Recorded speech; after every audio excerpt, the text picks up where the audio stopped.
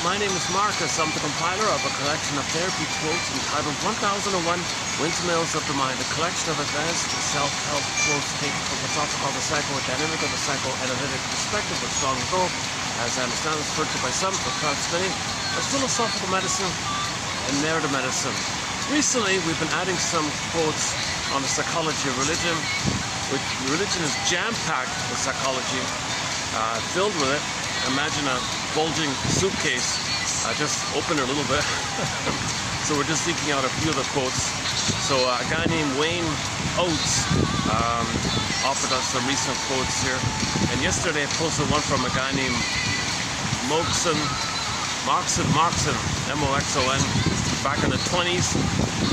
And I'll add another one of his in this video here. So we'll continue on the topic of psychology of religion in this video here. But this will be a lighter load. I'm not going to get into the whole thing. But basically, you interpret religious stories on the same principle you interpret myths, fairy tales, and the dreams you get when you wake up in the morning. Because all that is a projection of the inner life, the primary mentation. All the fantasies in there. It's all about child development, the time in the womb, the time in the birthing, okay, the time for the needed extended social interpersonal womb, called symbiosis, merging, Garda Vida, Shambhala, Shangri-La, etc., and developmental process. How do we cope with trauma? The feelings around it. Enter either or now. Baby organizes the chaos as either or. Now you get either or. So mother's good and bad, father's good and bad, he's good and bad. Looking for an ideal, what do you want? Something ideal, who you would have been had you been loved. The ideal father, the ideal mother. Maybe the father can protect from the mother. And then maybe you're jealous, maybe... So this whole kind of area. So religious stories, myths and fairy tales are all code for psychological trauma. And this psychological trauma is in our mind called unconscious fantasies. Primary process mentation. Primary process thinking. It's the dream world in there. It's a different kind of logic. It's symbolic, it's free-linguistic. There's no time in there. Things can flip-flop and shape-shift and morph and twist. That puts into that, that becomes that. That can represent that, that's code for that. Hollow mirrors, magic mirrors, up and down, left and right, double think, double press, all topsy-turvy there. So it's kind of chaotic, a little bit like that. So that kind of mentation is going to be according to our trauma, according to our experience. A recent quote on dreams was, one recurring theme that comes from the dreams that we get when we wake up reflects our relationship issues, concerns, problems, dynamics like that. So when you wake up and you get your dreams, it might tell you something about your relationships. Now these relationships are a continuation of the prototype early on, which is going on like that. So you get the face material.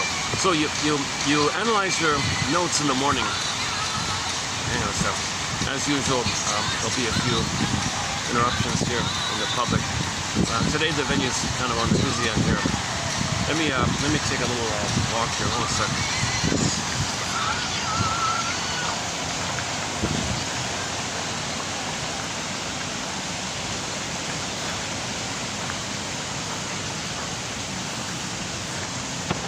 Yeah, today they're quite busy here. Okay, so they don't want me to use this end because this is the kids' area now. They want to reserve this end of the park for the little kids here. At the moment there's none here, so let's just hang out here for a few minutes.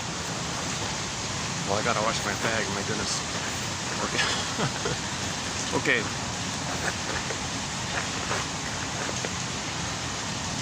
How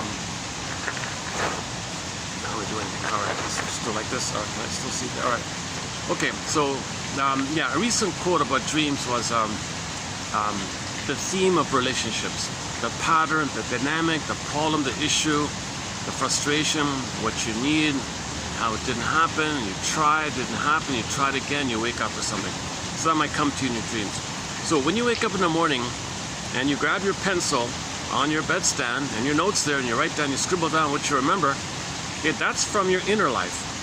What you write down on the pad of paper is from your inner life.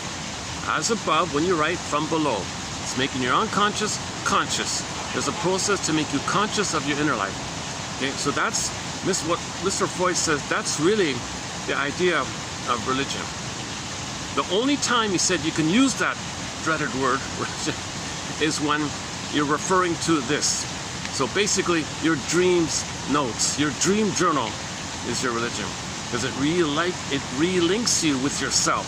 The word religion even means reunite, rebind, reconnect with yourself. So the only thing that does that for a person is your own personal dream journal.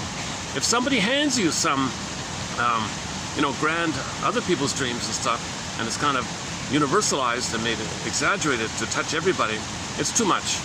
And then it's going to make you addictive, because you're going to repress to believe that. You got to repress, make more pain to believe that, to get the compensating fantasies of the oneness. So more pain, regress, bliss, and then the more pain you project. So to correspond to the grand images, you got to repress and make more pain to get the compensating chemistry, and now you get addicted. So it's very dangerous for a lot of people to. A lot of people shouldn't read these religious stories. Honestly, I read a few samples. Oh my God, this is too much. It distorts you. It hurts you. So that's why Mr. Freud said the only authentic religion is your notes in the morning on your bedside. The notes you make, because you know it's from your unconscious. You know it's from you.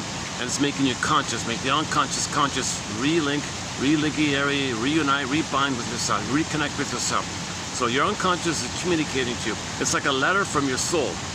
It's a letter from you to you. Your unconscious self to the conscious self. Your double self to you. Your secret self, your hidden self. The one who walks with you, is not like you. Who is you? This other you. There's someone's living my life and know nothing about him. This you, this double self. Okay, it's time to talk to you. It talks to you in the morning when you wake up. That's why it's key to keep a pencil nearby and write down what you remember. And just take those snippets there. And notice the theme. Is it a recurring theme? So TTAQ, give the dream sequence you remember. A title, theme, A for affect Q, and give it an imaginary question you think your double self is asking you. TTAQ, it's just one mod, doesn't have to be that one. But anyways, you get the idea. Whatever you remember, it came from inside and it came to your consciousness. Okay? So that's like, you get, and these dreams can be like, and you know that in the dream world there's no time. So it can draw on memories from any time because there's no time and put into one scene. And because of you can project within the dream and someone else can stand and represent someone else. And the feeling can be to someone else. So it's kind of a little confusing when you get a dream. What's that all about? I hadn't thought about that person since I was a kid. Oh my God, how'd that get in there? So this means stuff's coming up to you. So it's trying to communicate to you. It's part of the innate drive for healing. So you can consider spirituality. You can say it like that, right?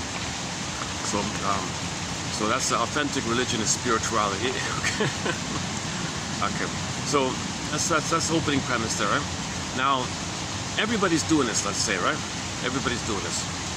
Okay, now the storytellers for 10,000 years, would sit in a circle and everybody would share their dreams. So the tradition was people would sit in a circle and share their dreams.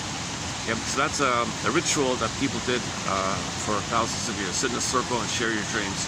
In the Spellbound film, they paid a tribute to this. Good night, sweet dreams, which we will analyze at breakfast. The Schizoid people are famous for this. Anyway, so people would sit around and share their dreams, and the facilitator, maybe would notice common patterns, and then compile these patterns. Oh, there's a pattern. Oh, there's a pattern. There's a pattern. Okay, then he would do it, and they would do it, and they would do it, and maybe some sharing, interchange, trying to understand ourselves. And look at these patterns here. And then over a long period of time, then storytellers would have stories that are familiar. So for some reason, it advanced to the storytelling tradition, but people still regarded it as a reflection of their inner life, validation of the inner life, a confirmation, support for your inner life. It wasn't telling you it was real on the outside, despite propaganda people say. I don't buy it. I think they were still aware of their inner life. So at some point, storytellers would compile. Maybe the idea was maybe they would have these fairy tales and myths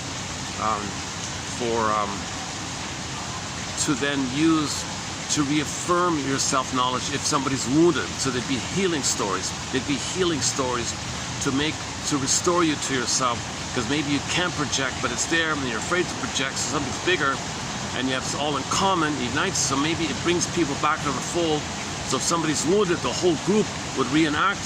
So you see, they dress up and reenact one of these fairy tales, and would bring somebody who's very wounded back into the fold, like that. So it was considered the sham, the leader would kind of do that kind of thing. So anyways, all these fairy tales and myths, okay, are the compilation of our inner life. They're projections of our inner life. Okay? So like the child said, these stories are true on the inside. They're not true on the outside.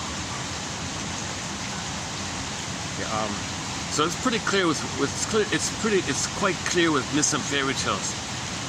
The confusing thing about religious stories is it's the same principle. It's the same kind of principle, but some people were crafty to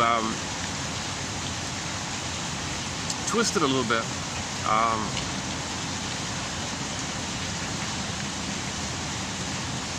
To make you in more pain, to repress you, to scare you more maybe, to make you addicted. Now they twisted it. Now something happened. When we went from village to pillage, okay, those stories were co-opted, tweaked, to use these stories, now called religion in the negative sense, to create a pool of people who are going to be infantile, dependent, and addicted. It's kind of like a control thing. It'll make them angry, and then when you create more pain, is you exaggerate the images and don't tell them it's from the inside. Then the either or in the mind is going to be stronger. Okay, their desire for who they could have been will be very focused on the person, the main character of the story, because they're detached from themselves. And they don't tell you that. They don't tell you it's a reflection of this. Once they stop telling you that stories are not from your inside, okay, enter religion versus spirituality.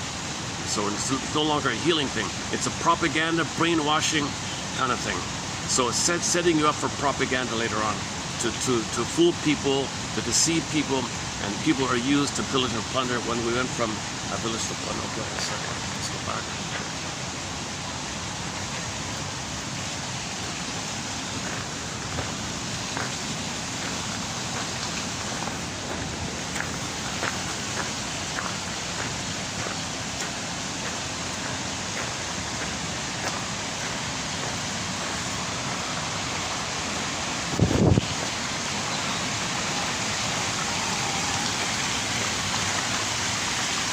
Oh, he's really growing, this guy, eh? He's a big bird, eh? Wow.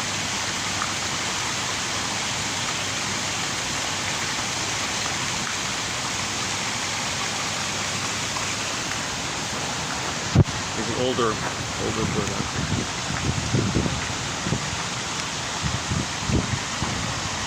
Yeah, I'm still kind of exploring how it is that they all share the same principle.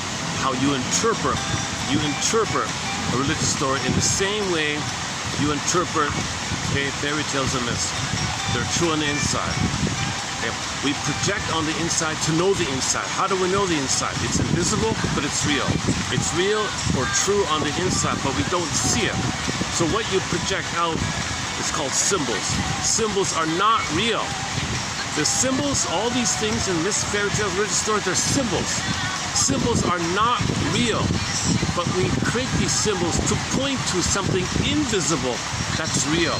It links us, it reunites us with ourselves. As long as you do that, as long as you take a story and recognizes that it's a symbol to help you bridge, to connect, religiary, what are they called? Religiary. When I was a kid, there was an ad on the TV constantly promoting a tourism for the province I grew up in, Ontario. A place to stay, a place to grow, Ontario, something like that. So, religiary, trying to connect with ourselves. I was talking about it yesterday, so never mind. I was saying yesterday, that's the first time.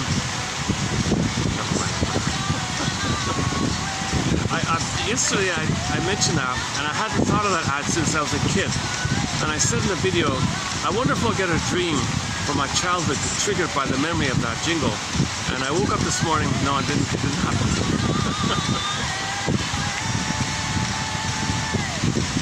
Uh-oh. Is the sound okay with the fan? Let me make a tweak here. Oh, let me tweak the fan here a bit.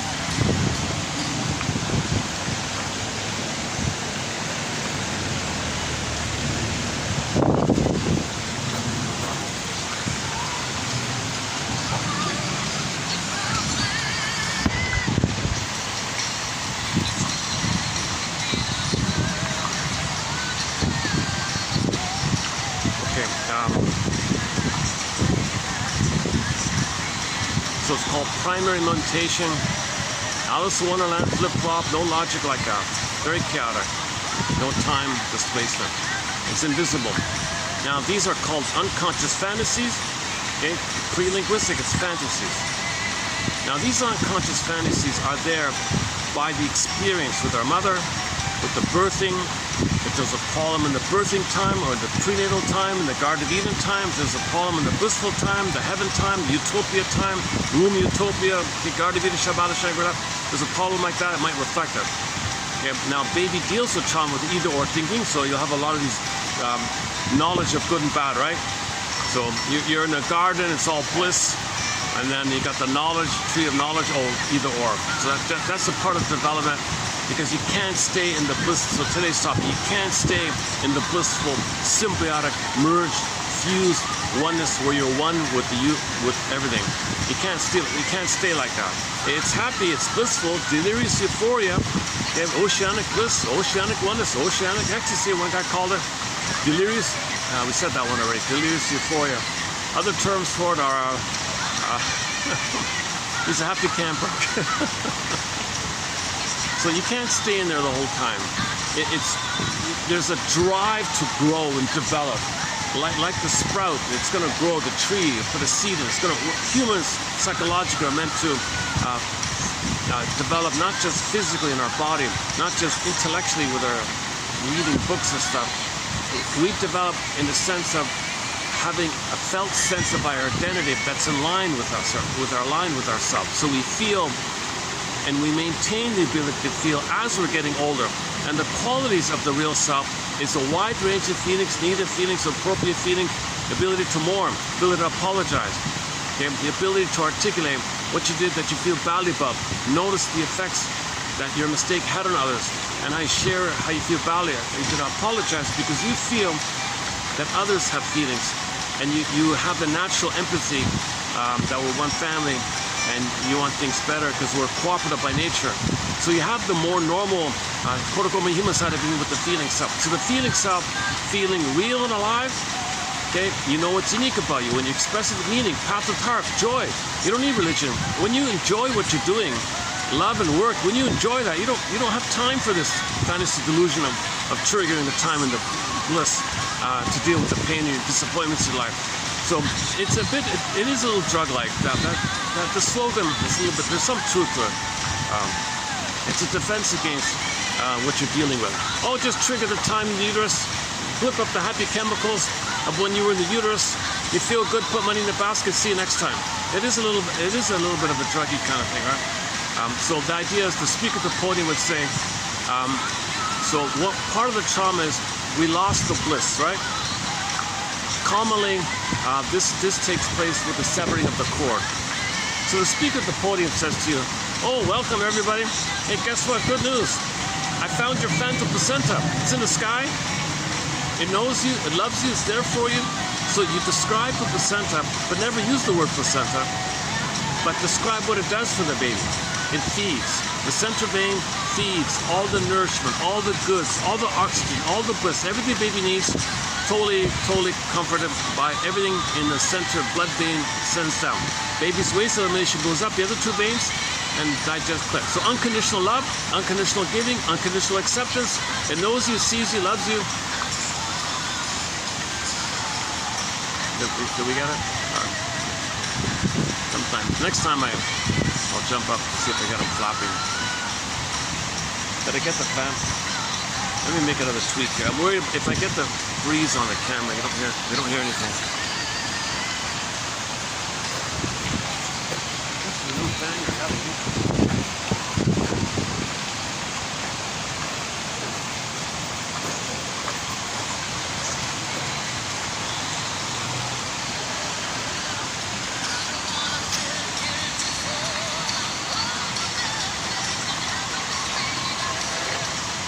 Okay, where are we at?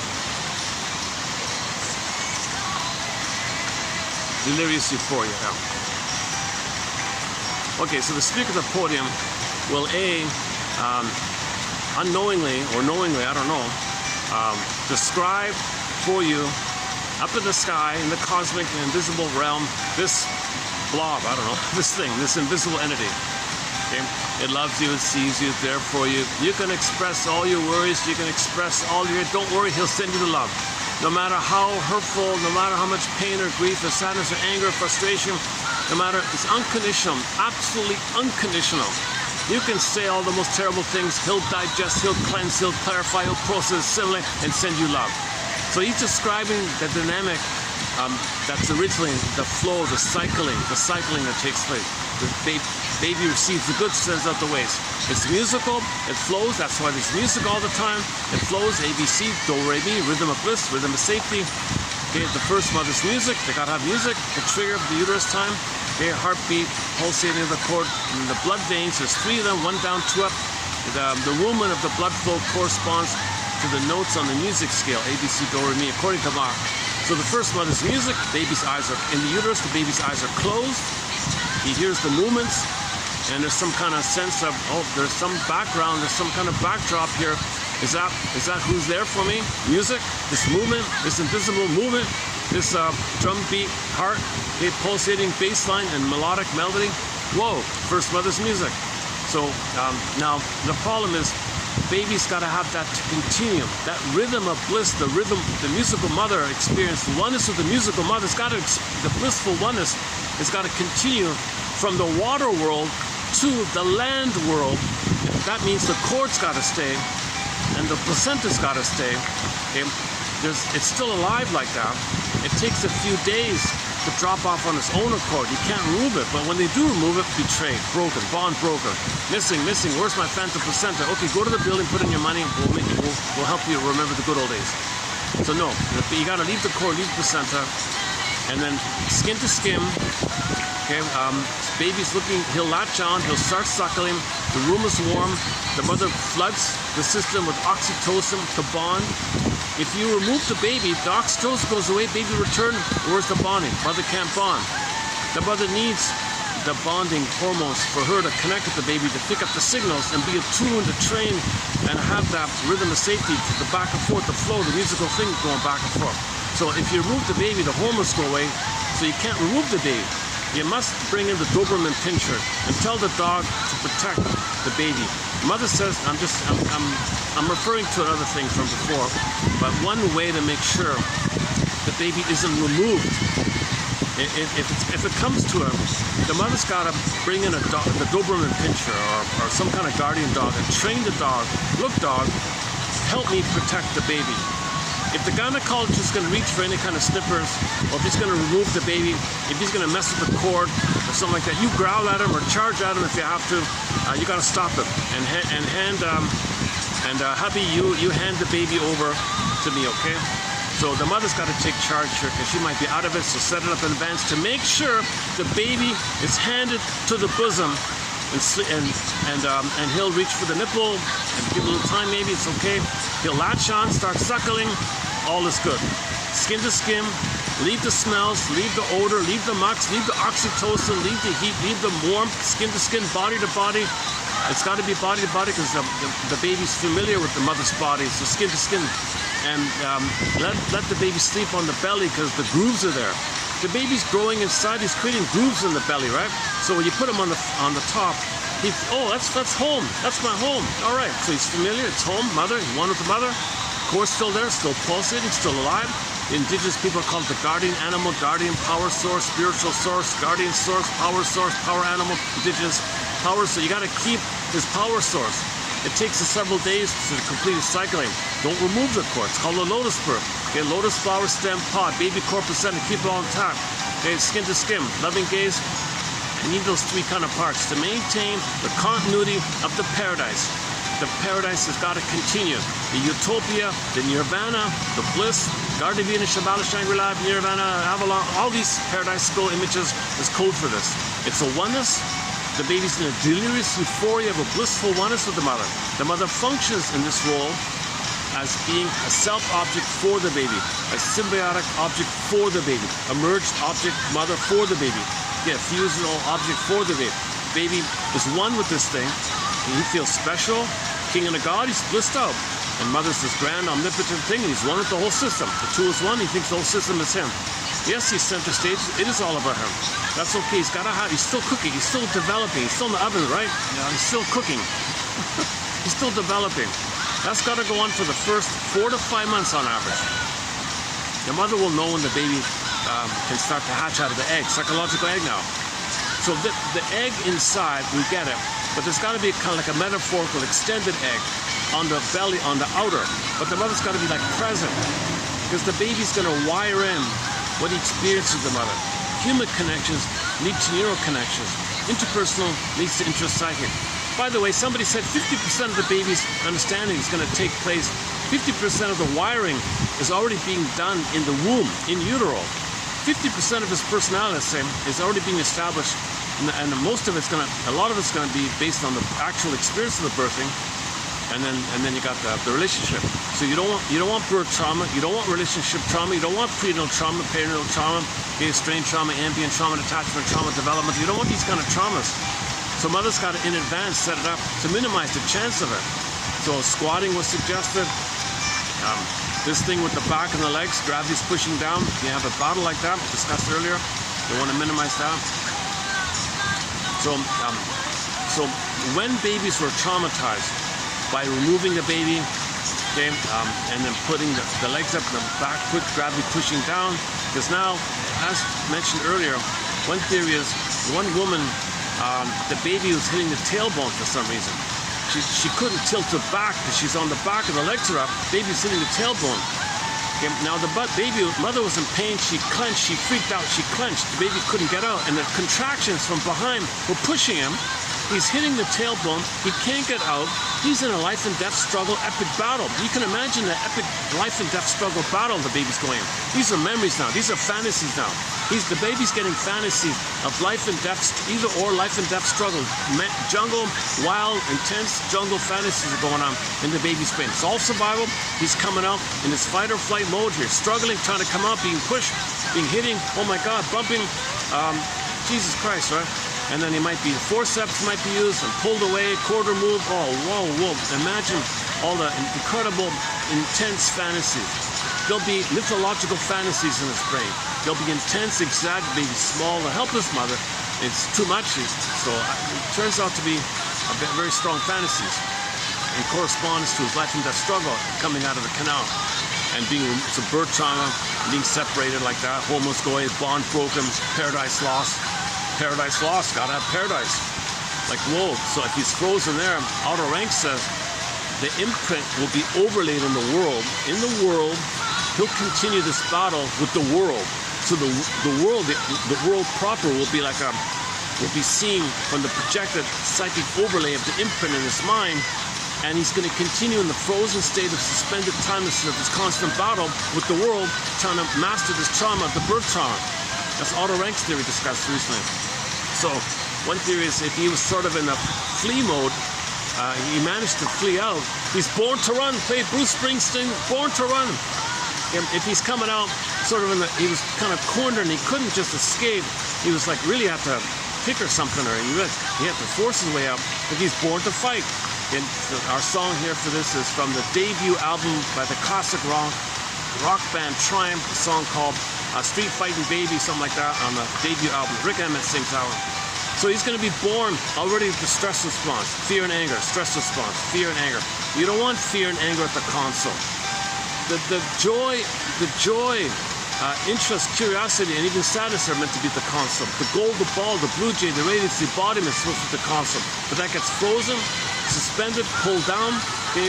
Coma, Snow White, Rapunzel, Lock Tower, morphs away, frozen, block of ice, echo turns to stone, solvic disassociated floating, meaning the person's not going to feel their real and live quality. So fear and anger hop at the console. That's survival brain, EAS, enlarged amygdala syndrome, too much stress, too much adrenaline, it's a jungle, he's fighting with this canal thing. Now he's frozen in this battle, it's a timeless battle. He now thinks life is a timeless battle. He thinks the world's a jungle. Okay, so anybody who thinks the world's a jungle like that, it's distortion. No, it's a beautiful play Louis Armstrong. It's a beautiful world out there, but no, he can't see it's a beautiful world. One tree, see them all. Who cares? It's a battle like that. So he's overlaying, he's projecting his unconscious fantasy onto the world.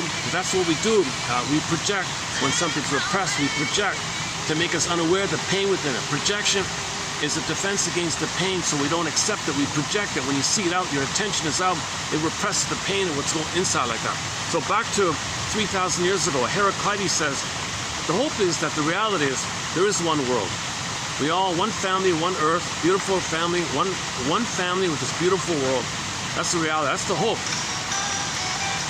He says the challenge is when babies are traumatized, they're going to distort the perception of the world based on the projection of what's in the unconscious. They're going to overlay in the present what's the traumatic fantasies in the past. So everybody's seeing the world kind of differently based on how much trauma there is. So people are allowed to see the world peacefully like that. People are very traumatized. Oh, it's a jungle like that. That's the problem. We're distorting our perception. Reality, a conscious reality tells you, no, it's a beautiful planet. Okay, back to the song. I've seen trees of green, red roses too. Oh, one sec. Okay, let me make space for this. These people. Oh, they're gone. They're gonna make a turn. All right.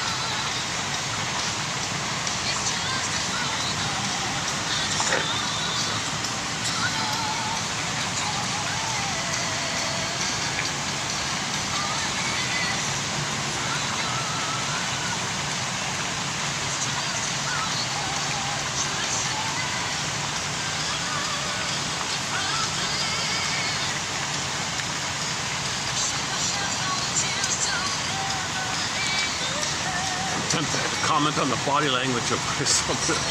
It's like a personal, making personal things. Oh, they're coming back. They're making a U-turn here. Hold on a sec.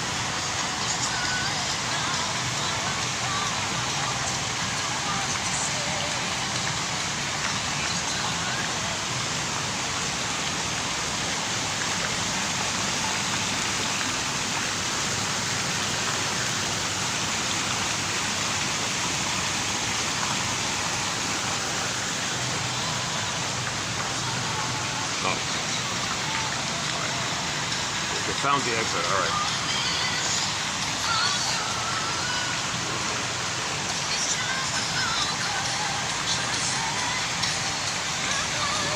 Okay. I'm trying to clumsily cram in a lot of key points here.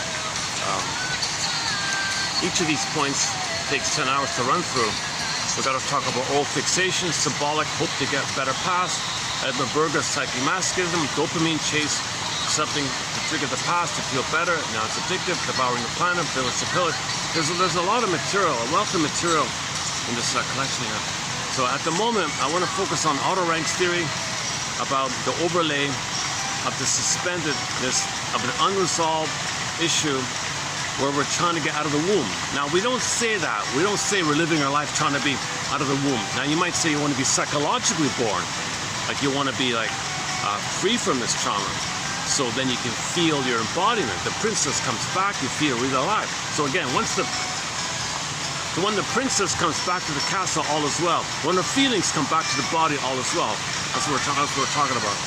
We had it, we lost it, want to get it back. Now we lose it at birth. So when you get it back, then you're born, psychological. It's a rebirth motif. We're whole and complete. Okay, it's gone.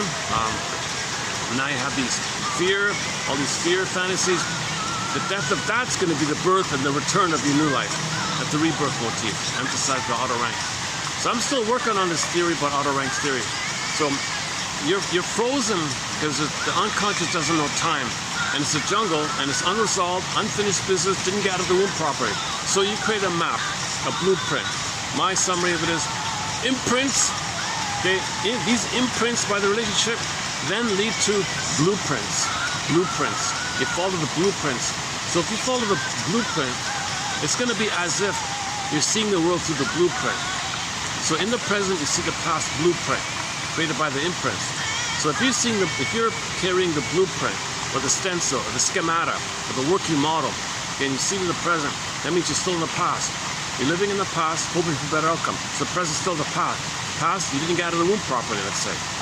So the present, you carry the blueprint into the present, and you recreate, and you're still in this issue. So some babies are born to run, some are born to fight. Basically, a stress response, right? That's the sympathetic nervous system. The third version, I'm not too clear on, it's called the parasympathetic, where some babies say, wait a minute, I don't want to do this fight or flight thing. Maybe I should just conserve myself here. Let me introvert, shut down a little bit, and hold on to what I have, and just hold on and kind of come out and just preserve what little I have. That's the parasympathetic. So that they call it conserving. So those babies who are born in the parasympathetic mode, they kind of go to life like just holding the little they have kind of thing. So they're not too manic, they don't fight or flight too much. They're kind of easygoing, they're kind of laid back. They're just going on that model. Right? So they're just like protecting what they have kind of thing. That's the parasympathetic system via the sympathetic system, and the sympathetic is the fight or flight. And the other one is the disassociated one, which can be common to all of them, or there's a distinct one where the person is just in total dream in life. They're just sleepwalking through life. So maybe if the parasympathetic didn't work, and the sympathetic and the parasympathetic, they couldn't do the parasympathetic.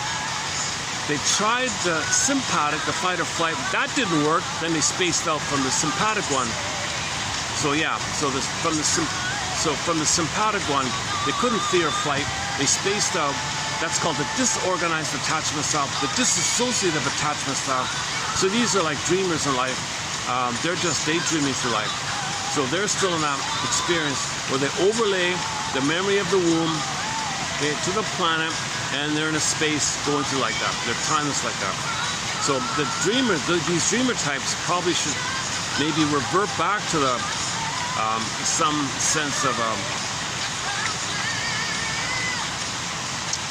recognition that reality, it is a world here. You can enjoy the world here. Okay, play Louis Armstrong. You can enjoy the world. Really, I can enjoy the world. You're out of the womb. You survived it. Yes, you coped with it. But when you carry a coping strategy your whole life that was only for that time, it's dysfunction, neurotic, you're missing life, you're living the unlived life, the provisional life, life is on hold, when does life begin idea.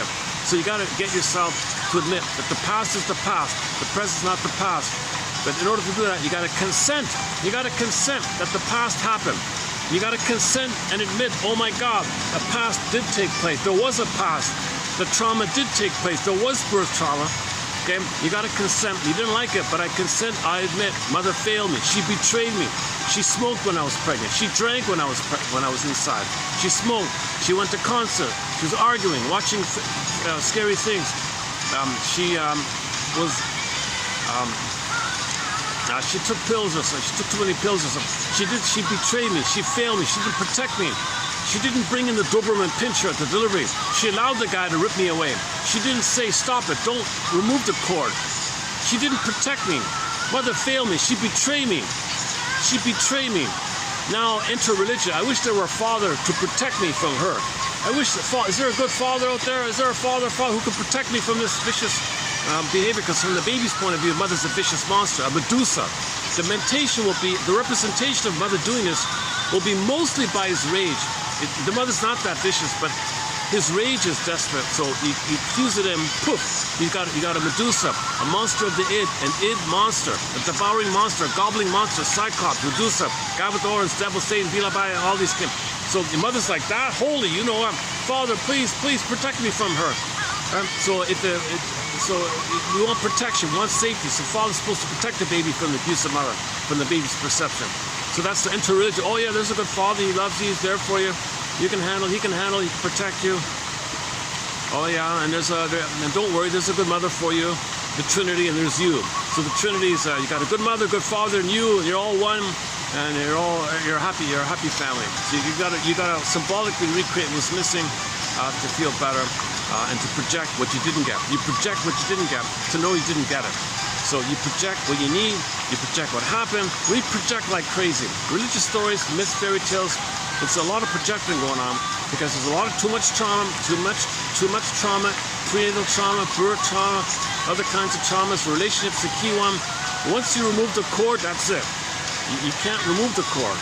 That's a huge crime. That's a huge crime to remove the cord. The cord should never be removed. See, because we're in plundering mode, we need people to be able to brainwash, so enter religion, but you got to create trauma to make people buy religion. If they buy religion, you got to traumatize them first.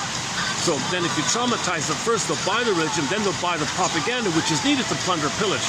So the source point is they suffer the children. You traumatize the children. So they remove the babies. Okay, then make things worse, they put on the back, the legs up. And then some kids are even put on a torture board and screaming and bleeding for 20 minutes. Ronald Goldman for that one. I don't want to do that one here. Circumcision trauma is an added perinatal trauma called circumcision trauma, the hidden trauma, by Ronald Goldman on YouTube. I only posted a couple of quotes. I'm not a medical doctor, so I'll let him do all that. So look up Ronald Goldman on YouTube. He has a whole set of videos on it. So that really basic trust is severely gone. I mean, if there's any doubt about broken trust, if you want to make sure the baby will never trust, oh, that'll do it. I'm not talking about rituals from 13. If that took place when the boy's 13 to make it to join the men, that's a different story. We're talking about like a few days. Oh, here's our, you know.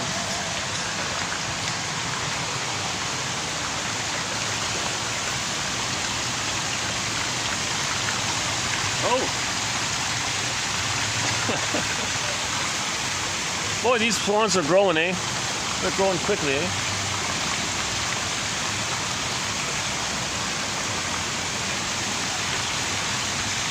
Oh, they're a little jumpy today.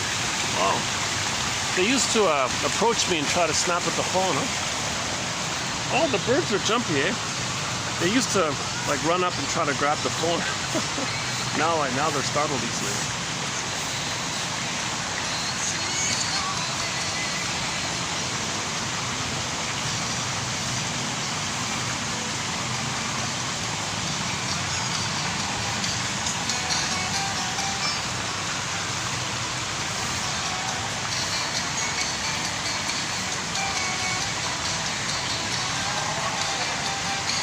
Okay, so that's a major topic on birth trauma, a lot of material there. But let me just summarize the auto rank theory. Okay. So you have a model in your mind, imprints, stencils, schemas. Okay. It's called neural wiring. Your experiences create these wirings. Okay. Now, all right.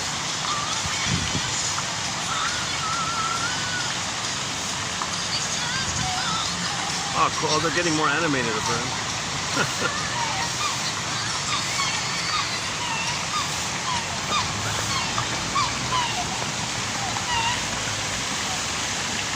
Is that their...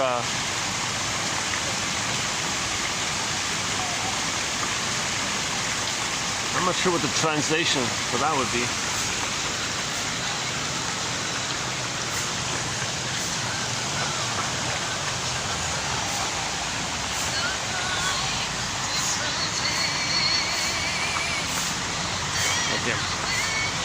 So I'm rambling on about it because I'm still struggling to grapple to understand it myself.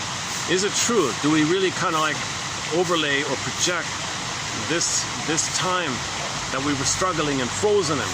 So like when you're frozen, you're in a permanent state. So you're in a permanent against, antagonism, the bully one, hostile, vindictive, arrogant, vindictive. Okay, that's the fighter one. Jungle, you can't relax because you think you'd be a goner. You tried to flee. You try to relax. You couldn't. So you're always in fight mode. So some people have a personality called against. They're always against everything. Can't trust. Only a jungle. Eat or be eaten. Not at the table. You're on the menu. My greed or your greed. They're always thinking in those kind of terms. So that's the story in The Beautiful Planet. Now, I'm sure they don't like Louis Armstrong's song. There's no way. They probably like heavy metal or something. You know, some violent kind of stuff. So that's code for trauma. See, those beliefs like that, negative philosophies and beliefs, that's code for trauma. So you can make the inference of your trauma with jungle slogans. If a person has jungle mentality, cynical mentality, sarcastic mentality, okay, a lot of negative jokes like that, okay, that's that code for this. Those are oral fixations, by the way. Either or thinking, oral fixation. Any kind of either or, that's for them. That's oral. That means you didn't resolve and get to the reality that mother's a person. No, goddess a demon. No, goddess in the mind. Goddess a demon. That's either or. No, the mother's a human. So things are both and. It's called the pilgrimage of three-dimensional thinking. Vertical, embodied thinking. That's a vertical, called the third side of the coin. And or the both and thinking simply. So you got to get to both and thinking. If you're not both and thinking and you're either or thinking, that's a sign of trauma. That's the paranoid schizoid position by Klein versus the so-called depressive position where there's ambiguity and confusion like that. I mean, the complication that mother, like the source point is mother tried to love you, she was wounded, she was impaired, but still some blessings. She tried to love you, she couldn't. So the reality is she's a human in pain, but she still tried to love you. Some kind of acceptance that she couldn't love you. And that's, you got to consent that mother wasn't able to love you, although she tried her best. She's human, but she tried her best. Can you get to that place? And now you got to have a caring witness so you can grieve that kind of. It's a huge loss not to have a good mother. Once again, in the fairy tale, the good mother dies at birth. Okay? And you got two mothers, the good fairy and the wicked queen.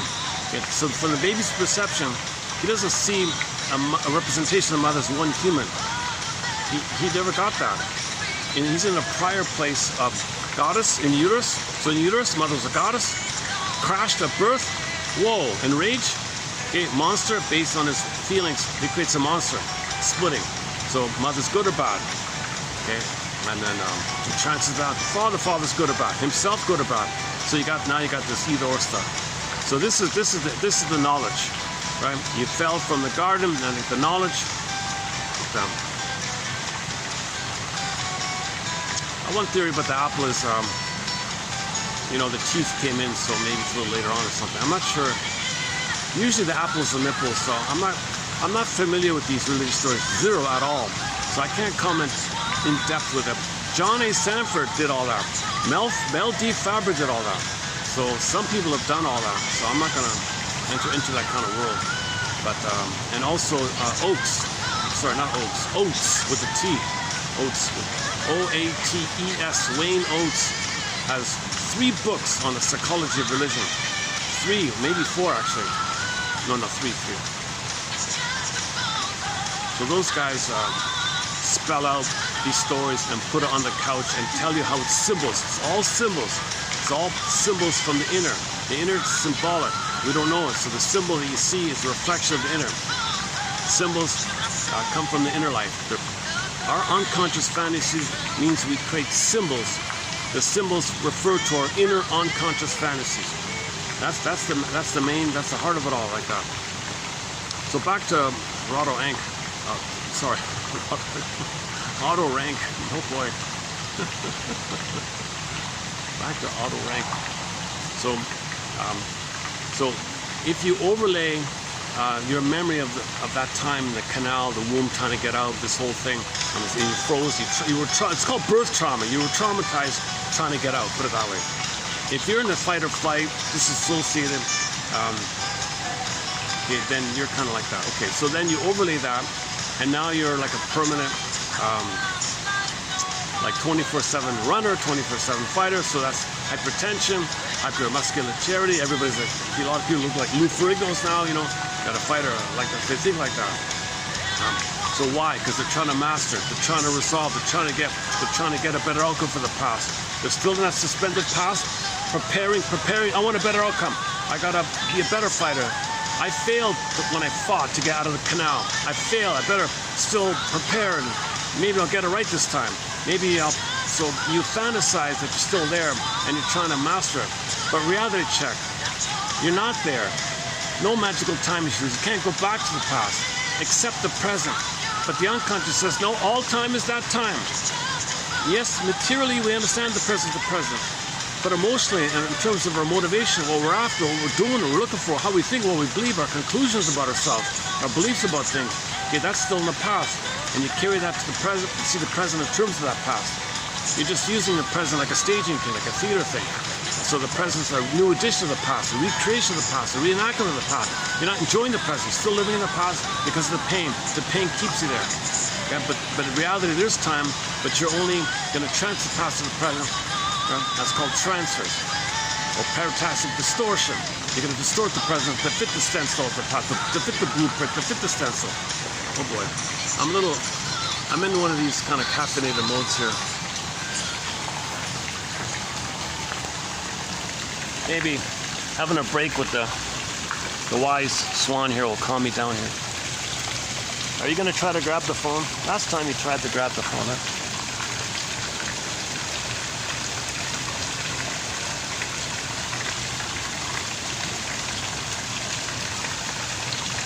All right. You almost got it, huh?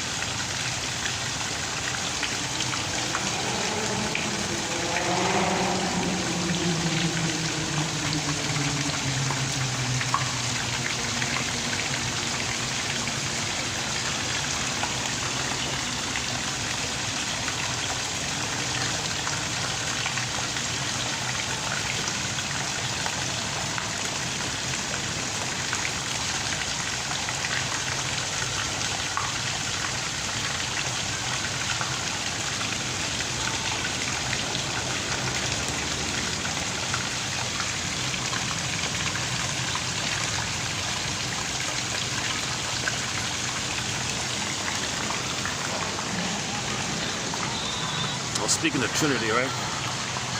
Mother, Father, Child, right there. Yeah, so these threes you see in religious stories, it's mainly Mother, Father, Child. Or the grand one is all three in one, whatever. So that's coming up here. So I'm not going to be able to relay any of these religious stories or quotes from them. I'm not going to go in that world. Oh my God, that's harmful stuff. But sometimes you got to briefly mention it. If the shrink mentions it, I'll include it like that.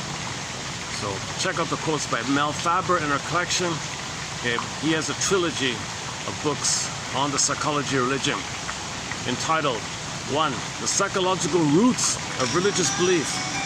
Okay, the second one is Religion, the Infantilizing Process. And my favorite is The New Age Thinking, the third one. That book's hard to get, my God. And the John A. Sanford. Once again, when I say the name John A. Sanford, I mean the guy who wrote Dreams and Healing, Healing and Wholeness, Invisible Partners. So he also is a pastor who tried to go deeper and understand it as symbols and uses psychoanalysis to analyze these things. So he kind of made the transition. So he's a true, he's doing religion truthfully. You're doing religion truthfully when you use the symbols to connect you with your fantasies. Symbols to fantasies. If you can make the link that a symbol is a fantasy, okay, then you can say you're reuniting with yourself. You're relinking, regalario with yourself. A place to stay, a place to grow. Ontario. So we're looking for our home with them. Looking for the home with them. When you're reunited with yourself, the more you reunite with yourself, the more you feel at home with them. Yeah, a place to stay, a place to grow, Ontario. I wonder if that's there must be some kind of old. It must be on YouTube. Look up Ontario ads from the 70s or something. A place to stay, maybe.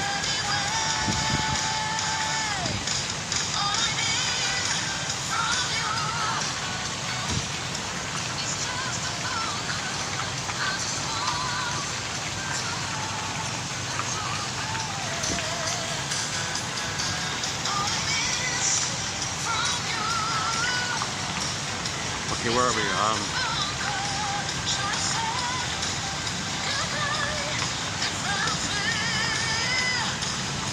Oh, it worked out okay. Yeah, everything worked out okay.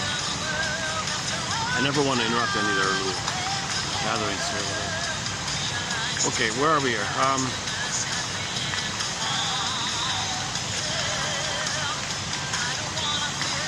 Okay, let me just say, go to the short section and just click. You'll find a lot of stellar quotes recently posted, a lot of spectacular quotes by Otto Rank, the Dreams one.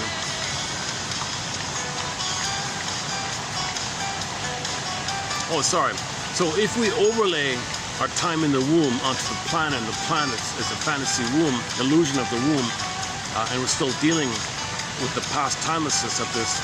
So you're either flight mode, so your personality might be schizoidal type, which is passive withdrawal. You withdraw from the world, and you're kind of like passive, leave me alone, I'm in schizoid mode. You look okay, but you're kind of like, you don't emotionally connect. You deactivate your need for attachment, you just shut it down, and so these are people who don't really connect in a kind of a passive way. The avoidant proper, quote unquote, they avoid, but they're angry, and they actively leave me alone, so they're more angry like that. So people can withdraw emotionally, they don't connect, they don't want to trust, so they're just flee. They can't totally flee, so they move a little close, but engulfment, trauma, no danger, go back. Because they're always in flee kind of mode. If they try to change, it triggers the pain, then they go back again. Same like the fighter one, against one, the hostile vindictive, the arrogant predictive, the arrogant entitled, the bully one, all these bully characters. So if they try to do something healthy, whoa, triggers the pain, they go back to being a bully, or something like that, right? Or if you try to heal, you're going to trigger the old pain, then you revert to deal with the pain, you revert to the way you first cope with the pain. In the bully case, he became a bully in the baby, so it'll revert to the old way. So self-activation triggers those old fears, and then you might defensively do something. One way is just to revert to your old personality. Or smoking, drinking, oral fixation, you might change it in some other way. So that might be progress in that sense. Let's just start there. Or maybe you'll sublimate his anger somehow. Okay, so in the fear flight, okay, the parasympathetic, that's the laid back one, I guess, and the spaced out one, I guess. Now, Wayne Oates has a variation of what we've been calling here the passive aggressive bully, Iago. He calls it people who circumvent and their anger in a cobra way. Passive aggressive bully, he calls it moving around people. Okay, so you move away from people, against people, he actually moving around. So the bully can't overtly be aggressive. He's aggressive in a covert way called passive aggressive, where he's aggressive by what he doesn't do, mainly spreading rumors against others, like Iago. So he'll covertly spread rumors around, and that's a very aggressive thing to do because there's a lot of problems with his rumors. He creates problems, he creates hostile things via his sneaky little things behind the scenes. So he calls that moving around, the circumventional, backbiting, rumor, gossiping character. That's just one feature of the passive-aggressive trait. You express your anger in a hidden, oblique, covert, dark-like kind of way, right?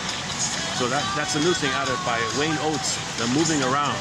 Now the final one, if the child had some kind of hope that he can reach for mother, if he came out of the womb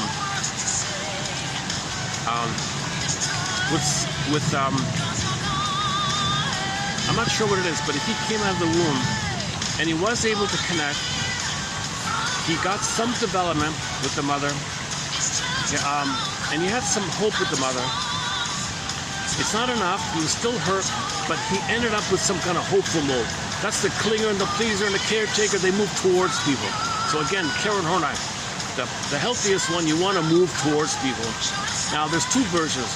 The healthy moving towards, it's childlike, but you still have the hope to connect. It'll fail, but you have the hopes. Okay? And then the narcissistic version of the avoidant is the clinging narcissist.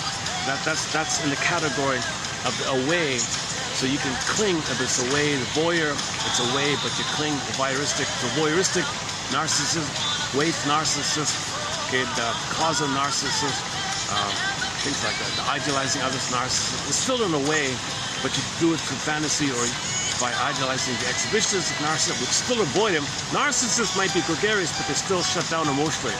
They don't connect, right? And the passive-aggressive bully, they idealize the over-bully, exhibitionistic one, but they're still not connecting. The moving towards people, in the healthier side, they have some ability to connect, but it's chaotic. It's chaotic. They're sensitive and they're chaotic, but they have hope. They have some gratitude. They have some empathy, some tenderness, some kindness. They tend to kind of exaggerate the childlike effort. If I'm good enough, will you love me? Let me do what I can to select them. So they're a little naive. They get hurt a lot. They do it again. They get hurt a lot. It doesn't work. No person in the present can be the mother in the past to help you finish your development. So they move towards people. So they're considered the most benign or something like that, or the most foolish. They give a lot. They sacrifice themselves a lot. They're still crying for love like that. Where the prior ones, they give up on that. No, too much pain, fear and anger at the console, fight or flight, jungle, bing, bing, you know. So they're not really in the live and love area, so to speak. Moving towards, away, against, or around. So we got the 4 broad categories. The first 3 by Karen Horney, and the 4th one by Wayne Oates. I've never heard anybody quote him on this. It's a very good, I don't know what there is. I was looking for it myself. I called it the passive-aggressive bully. Then I saw about the Iago story. I've been calling it the Iago personality pattern, or the passive-aggressive bully one. I haven't seen anybody really talk about this one until he came along and says, no, they're the circumventual, moving around types where they backbite and sneakily spread rumors, and they're aggressive in this way. They're covertly aggressive like that. Like they plant like traps and misleading things, those kind of tricks, delays, setting up problems, those kind of sneaky things. The Iago. So they are aggressive, but they do it covertly. Because the baby was never allowed to show overt anger, so they got sick, so they project themselves on the world, makes others sick because they got sick. The prototype was they got sick as the anger turned in, so they project themselves onto the world and make the world sick like that. So they want to make the world sick, put it that way.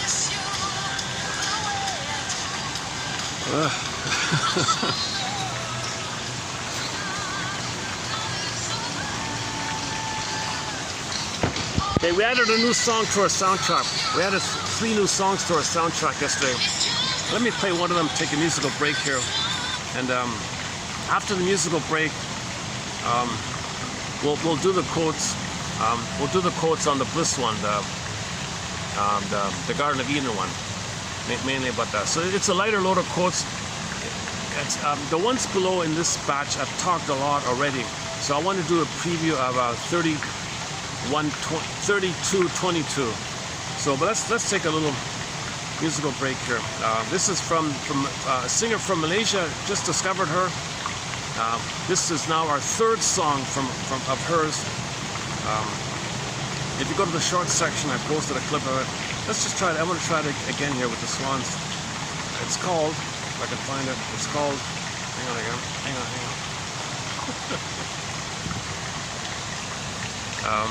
I don't speak the Malay language, so I'm still getting used to it. Oh, where is it? Hang on a second. Oh, yesterday we played a very good cover of Trooper's Janine by a band called Seaweed, this Seaweed band. I'm not sure if it's the Seaweed band or simply Seaweed band or simply Seaweed. I'm not sure exactly what they call themselves. It shows up as Seaweed, C-weed, like milkweed, like weed, seaweed. It's just the guy's nickname. Very good cover. Go to the short section. You'll find well, look up Seaweed band and then Janine. There's the studio and the live. They're both good. And his big hit we played called Run as One, also good song. So we played 2 songs from he's a Métis singer, Métis, Cree, half Cree and half.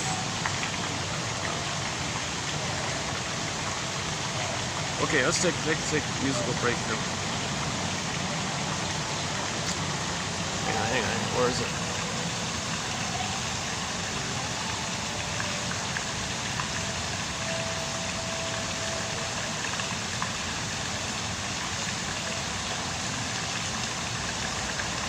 Oh, there's Janine, yeah. Janine, we played Janine. I thought it started with an S.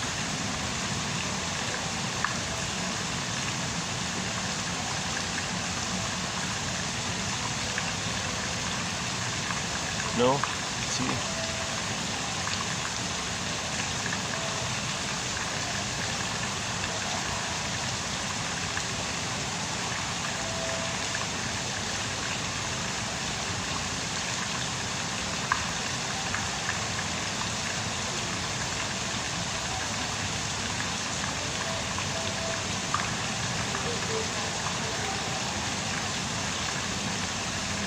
Oh, you're kidding.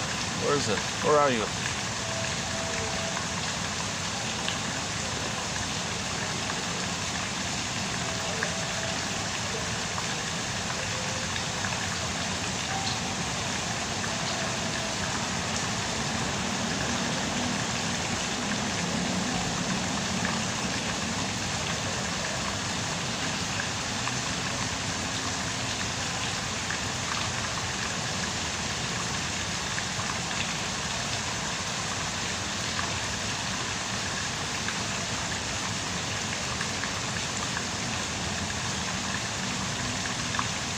Oh, this one here.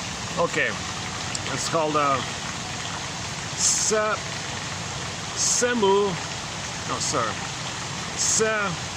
Semuanya Bukan Halangan.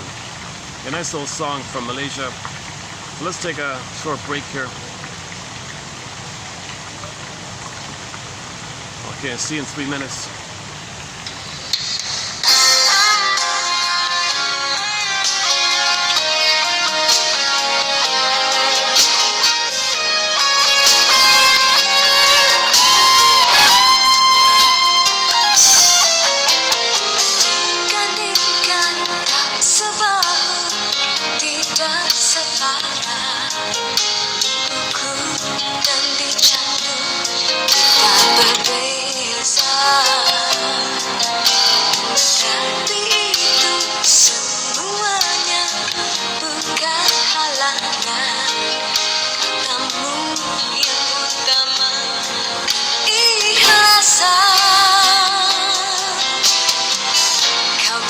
Keyakinan di dalam diriku.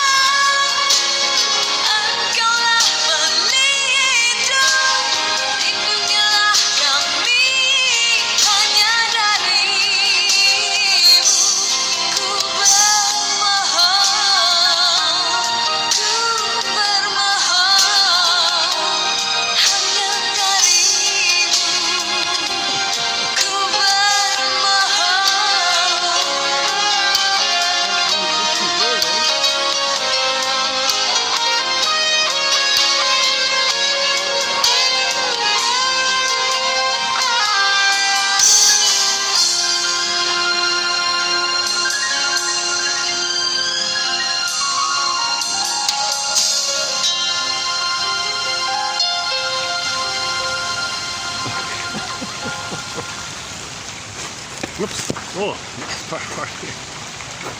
he was really quite itchy, eh?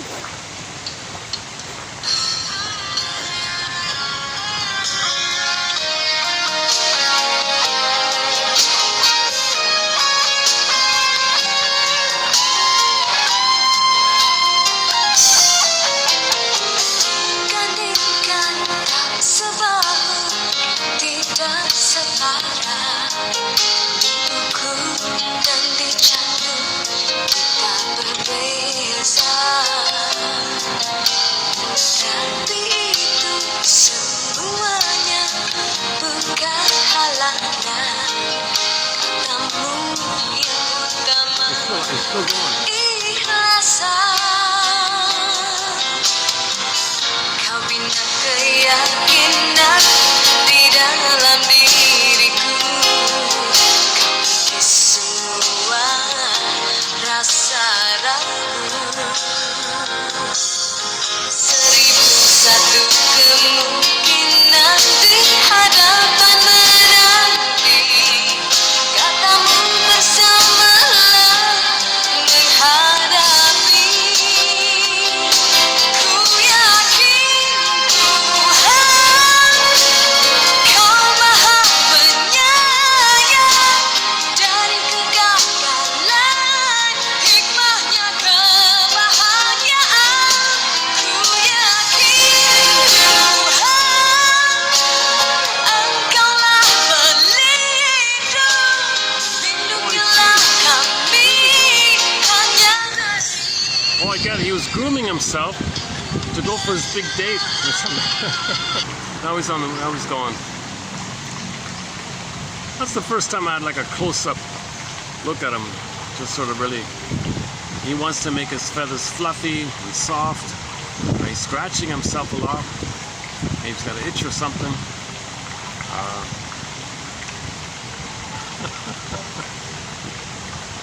So they're grooming themselves, right? Keeping themselves clean.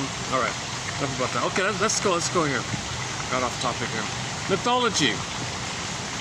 Mythology represents the psychological facts in symbolic form. Okay, not just mythology. Fairy tales, mythology, and religious stories they represent psychological or inner psyche inside, inner psyche, psychological inner, okay, going-ons or facts or events in symbolic form. Mythology represents psychology in symbolic form. For example, if the Garden of Eden, so one version here, so I'm going to run through a few different little takes on the Garden of Eden here. Okay, if the Garden of Eden means the intrauterine life for which the fantasy of every man unconsciously longs, according to this, it follows that the expulsion from the garden is a symbol for birth into the outer world. Okay, so you're expulsed, you're expelled out, right? So you're in the Garden of Eden, and then poof, you're born, you're expelled out, you're pushed out, right? That's one version of it. Now, the psychological variation of it is you're in a state of oneness, and then you're exiled from that. So if there's birth trauma, then you're expelled at birth. But it's more about the oneness being expelled. You're expelled from the psychological fusional oneness, and that's broken with the birth, so it happens at the same time. So it's a two-in-one thing. You're expelled from the womb, and you're expelled from the oneness of the mother. You're expelled out. Knowledge. You're no longer in paradise. Knowledge. The world's not paradise. The world's not blissful oneness. There's other things out there. Knowledge. I guess when he's nursing and he bites the apple, he was enraged. So biting the apple is biting the nipple. That implies mother failed him. He's enraged. Knowledge. Knowledge. Mother's not perfect. I'm biting.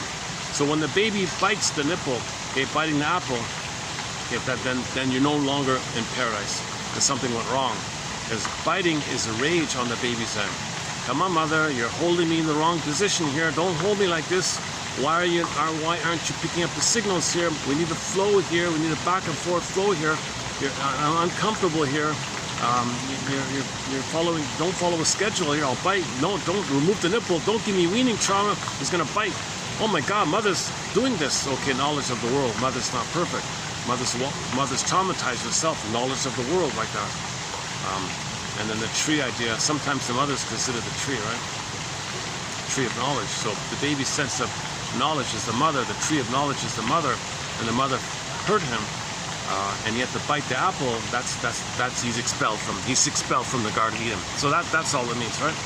In this version here, the person who forms is ideal according to the reality principle sees in the Garden of Eden myth not the fall of man, but his ascent and the triumph of his adult love of truth and reality over the passive pleasure lust babyhood. So he says, when you hear that phrase, oh, fallen, oh, no, problem. No, really, you can't be in the blissful thing. It's an advancement. You want knowledge. You want to grow and develop. You want to see the knowledge of reality. So it's an advancement. It's a triumph. So you want to get out of that. It's not a fall. It's an advancement. The fall idea means you fell from the oneness. You fell from the bliss and the rage, your own rage at that inside of you, representing you falling from the star-like status that you had in the beginning, and your rage, that's the Lucifer idea in the mind. Okay, so the Lucifer idea in the mind is the baby was a star when he was one. When the symbiotic broke, he fell.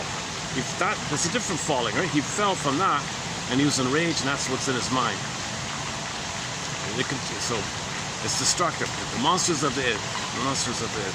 Lucifer is a monster of the id. Monsters of the id, devil, Satan, Ahriman, Beta, Bai, Howling Lamb, Cyclops, all these things. It's all the same, right? It could be the jackal. Yesterday it was the jackal in the mind. It could be any kind of aggressive thing. It's your own rage, what you want to do, taking infinite forms, basically. Okay, so you're no longer a passive. Okay, to choose ignorant dependence. Are you hearing me okay with the fan? I know when the fan gets on the phone, it's muffled, eh? Listen, let me do another tweak here. Why is the fan shifting all the time? I don't see it moving, but somehow...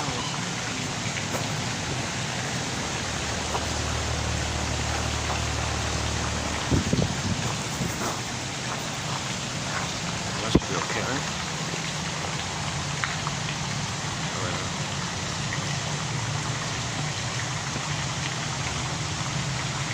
Okay, let's continue here. Back to Eden. Oh, there's a good quote coming up by Harold Blum. Hang in there. There's a funny one in here. Hang in there. And we'll end up on a famous joke from this area.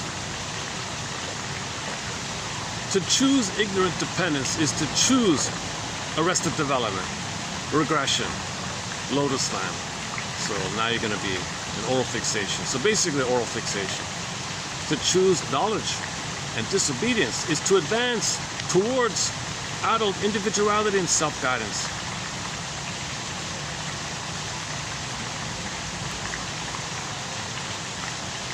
The happy dweller, now I'm not sure what this next part's about, but anyways, the happy dwellers in paradise are ready to criticize or blame or attack or whatever all truth seekers who make the reality principle their guide and so threaten to disturb the peaceful dreams of fantasies.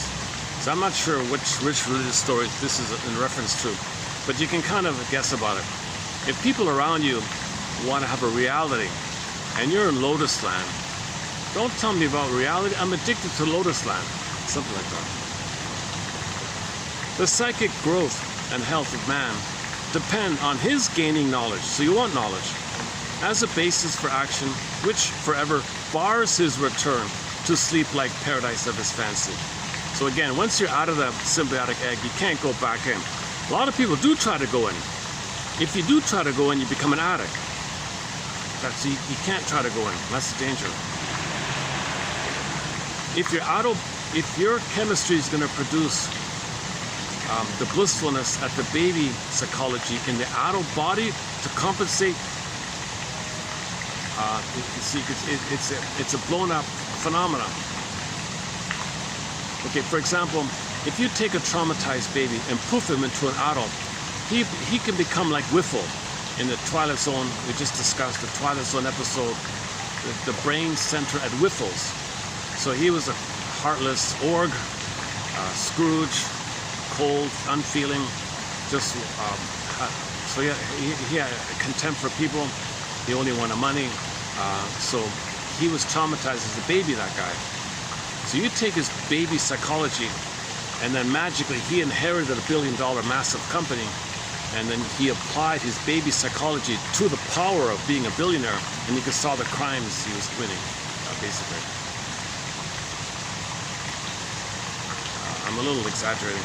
Anyways, check out the shorts.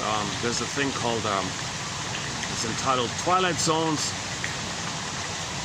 the brain center at Whiffle's, and there's 20 parts to it. Or go to the last video and just watch it straight through. Or 2 videos ago, sorry.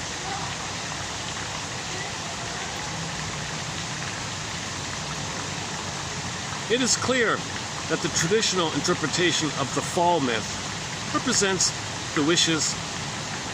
Okay, he has the theory here that maybe part of this fall myth is about jealous parents, aging people getting older, wanting regression, jealous parents of the kids, people, just some kind of reaction, and of course the unconscious wish to escape, to sink back into an unlimited indulgence in self-interested passivity. Okay, enter the joke. We spend the first 9 months of life trying to get out of the womb, and the rest of our lives trying to get back in. So when you're older, or you're traumatized, and you're envious,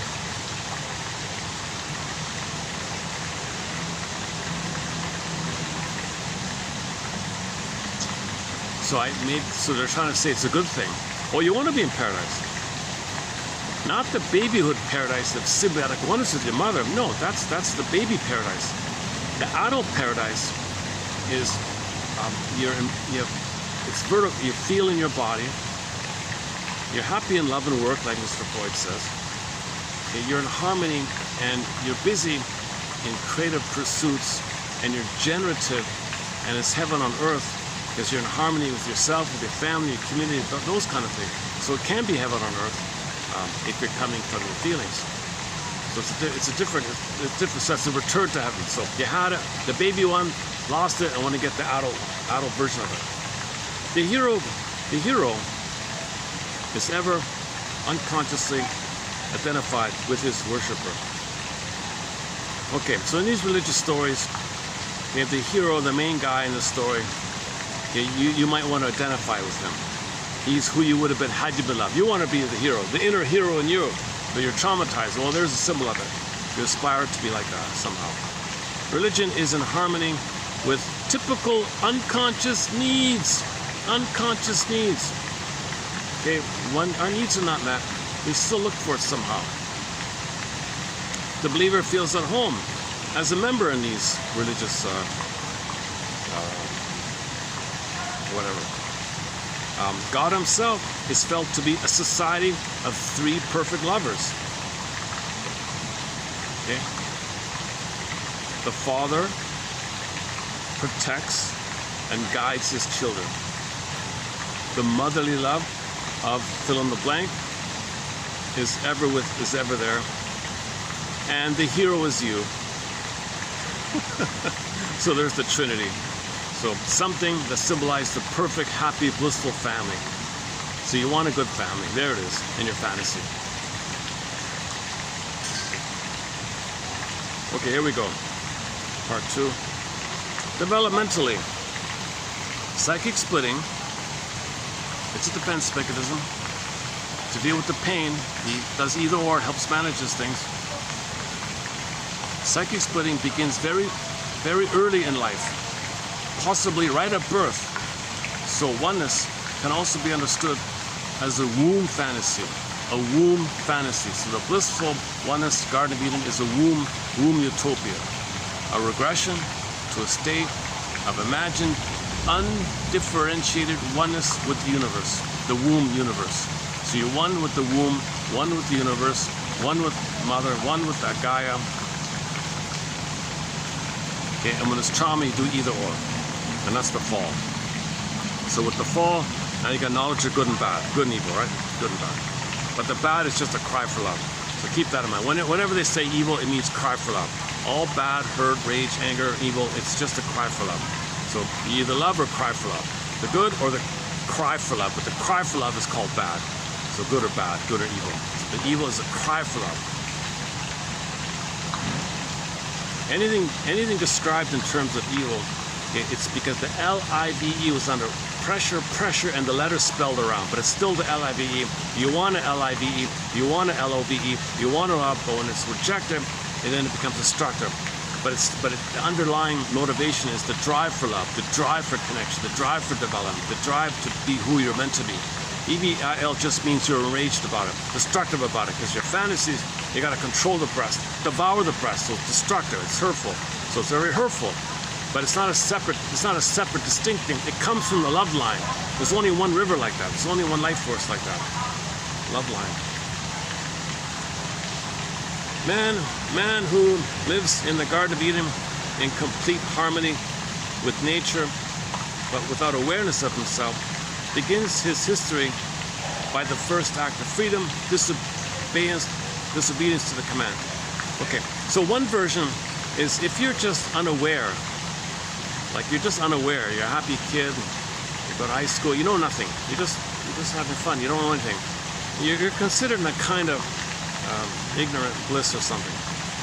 But when you say, hey, I don't like that, teacher, why'd you say that? Okay, now you're kind of like knowledge, you're accepting things. Having been expelled from the Garden of Eden, he begins his independent life. So the first time you say to your mother, whoa, I didn't like what you did. Okay, you're now knowledge. The knowledge that your mother hurt you.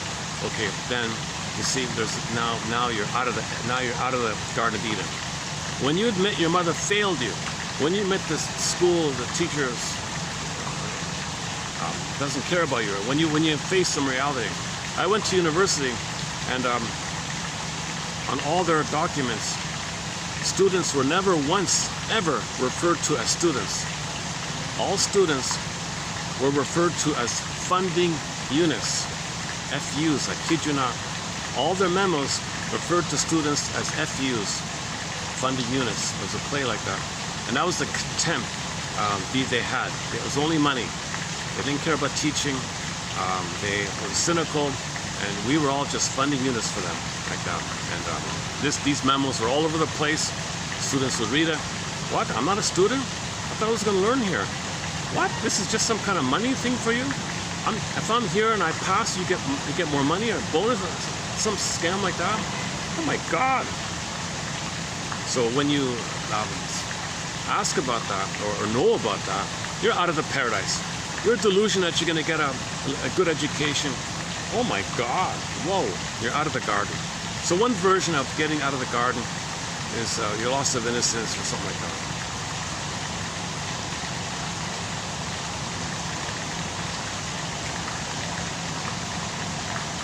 Now, the idea of childhood as a time of innocence ending is best known through the myth of the Garden of Eden. In this story, two innocent children are banished from the garden. Despite the sense of betrayal, most of us would rather not accept the disintegration of trust that is the outcome of our early experience with seemingly omnipotent parents. So we don't want to realize mother's impaired, and maybe maybe one of the parents didn't want to have kids, wants to be free. We don't want to admit these kind of things. Need to know. It's too painful. So we'd rather be ignorant and stay in the garden of our fantasy. And then that garden of fantasy, enter religion to maintain it. So you're never admitting the reality. So you don't want the knowledge. You don't want the knowledge. You don't want to bite the apple.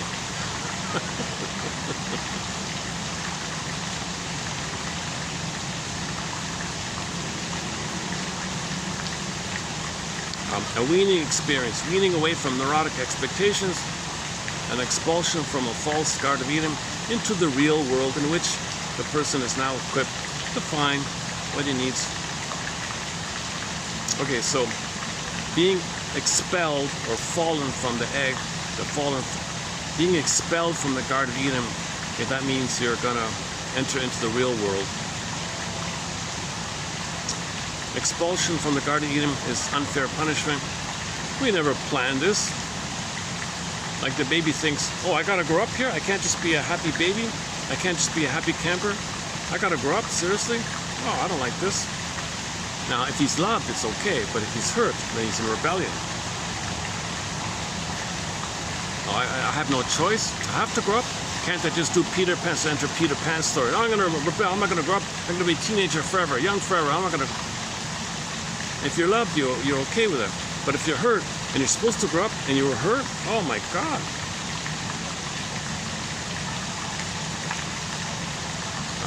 The man must metaphorically leave the Garden of Eden and, as in the typical hero myth, go out into the world and confront it. Right. One way of saying it. In order for there to be a growth, something must break down. So you must break down from this chrysalis, crash, okay, and your butterfly born. So the chrysalis dies and you're a butterfly, you're born, stuff like that. So the chrysalis has to die, the cocoon thing has to crash, and then you're born.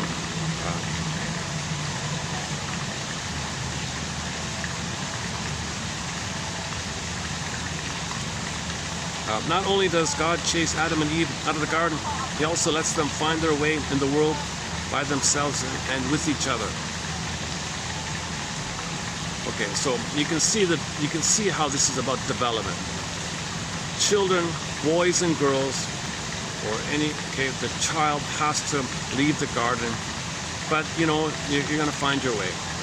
The tormented internal world of the child and the naivete of the adults who saw childhood as a Garden of Eden. I was particularly amazed by the play technique and the possibility of sharing that play space with the child, a space that at the same time was of therapeutic value. Okay, so the reality here, the tormented internal world of the child. Okay, so in the mind of the child, there's a battle, there's a war, like an internal conflicts. The fantasies, and mother's a wicked queen. So that's why they love fairy tales, these scary fairy tales. That's the inner mind. Their inner mind's like those fairy tales. They're symbols of the internal fantasies. They're not shown outside. They reflect in symbolic form your feelings and your trauma and your hurt and the fantasies that come about the trauma.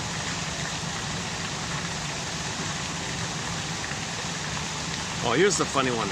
Okay, Adam and Eve were expelled from the Garden of Eden for eating of the tree of knowledge. And it would take thousands of years of civilization to produce a Freud who would be able to acquire the knowledge again and convey it to an unreceptive humanity. So knowledge, did we get the knowledge? We still don't know. 2,000 years, Freud says, hey guys, I got the knowledge. It's a metaphor. These are stories. These are projections of inner life. You're not listening? Oh my God. It took us 2,000 years for this knowledge. Keep talking about knowledge, huh? And we're refusing the knowledge. There is no apple.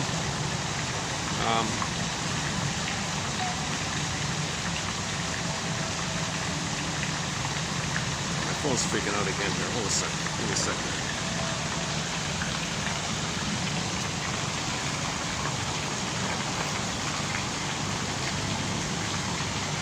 Okay, where are we here?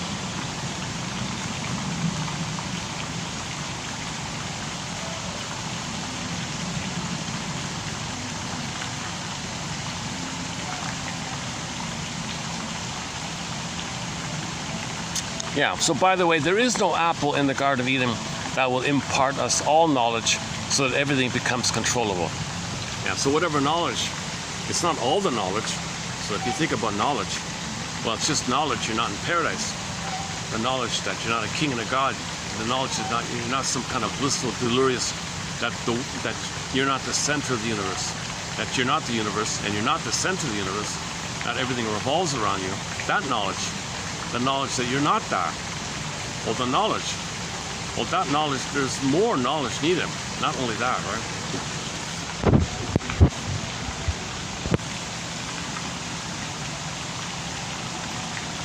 After they began to use their faculty of vision, they discovered that they were different, that they were of different genders, that they were naked, exposed and vulnerable. In the Garden of Eden, they had been free of all cares and worries about survival. They had to acknowledge that they were not omnipotent. Okay, number one, you have to acknowledge you're not omnipotent. So the knowledge is you're not omnipotent. If somebody thinks they're a special king and a god, and others are sub whatever, okay, they're still in the Garden of Eden in their minds. And the famous one about the boy and girl, the differences. So boys and girls are carefree, right? So that when you recognize you're not one with him and you're distinct, okay, that's recognized by the different genders. So he wears a fig leaf and Eve is kind of covered up or something. So that's the recognition. It's not really shame, it's just you're not in the bliss anymore, so you feel worse. So they say they would say it as shame. It's not shame, but it's a disappointment, let's say. Oh, I'm no longer in the blissful Garden of Eden. Oh, boy and girl, we're different. We're not one or something. You mean there's such a thing as differences, boy and girl? How's it go again?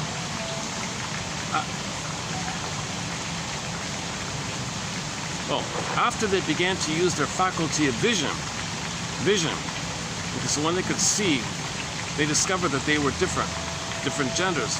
They were naked. Whoa, we're naked. I can see. Exposed. Oh my God. You mean I'm a girl and you're a boy? Whoa. So fig leaf and covering up. We're different. We're exposed. We're not in the garden. We're not in this blissful little god. Like little gods, there's no gender with the gods, right? There's no. If you're the universe, there's no male or female like that. But when you're a human, when you recognize you're a human, so when you identify yourself, usually it's whenever it is. Let's say post 18 months.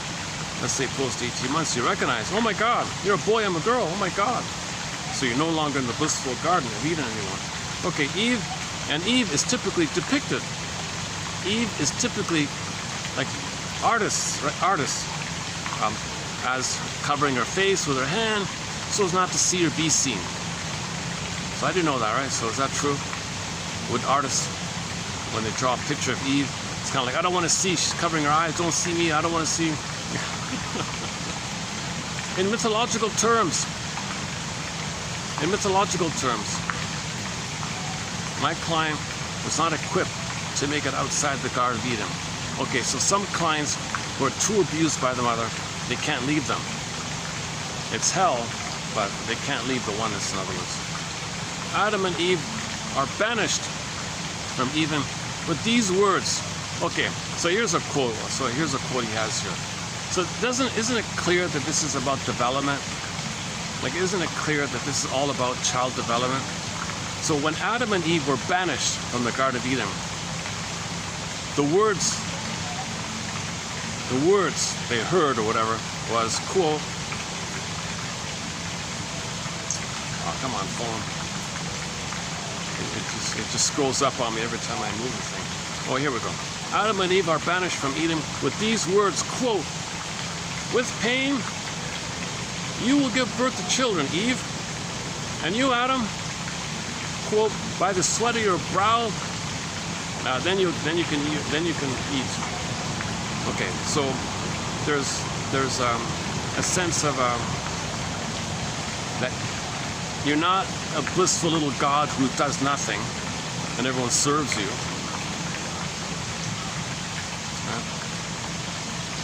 So there's reality. You gotta till the soil or whatever, and you, woman, you gotta give babies. Okay, you gotta get it.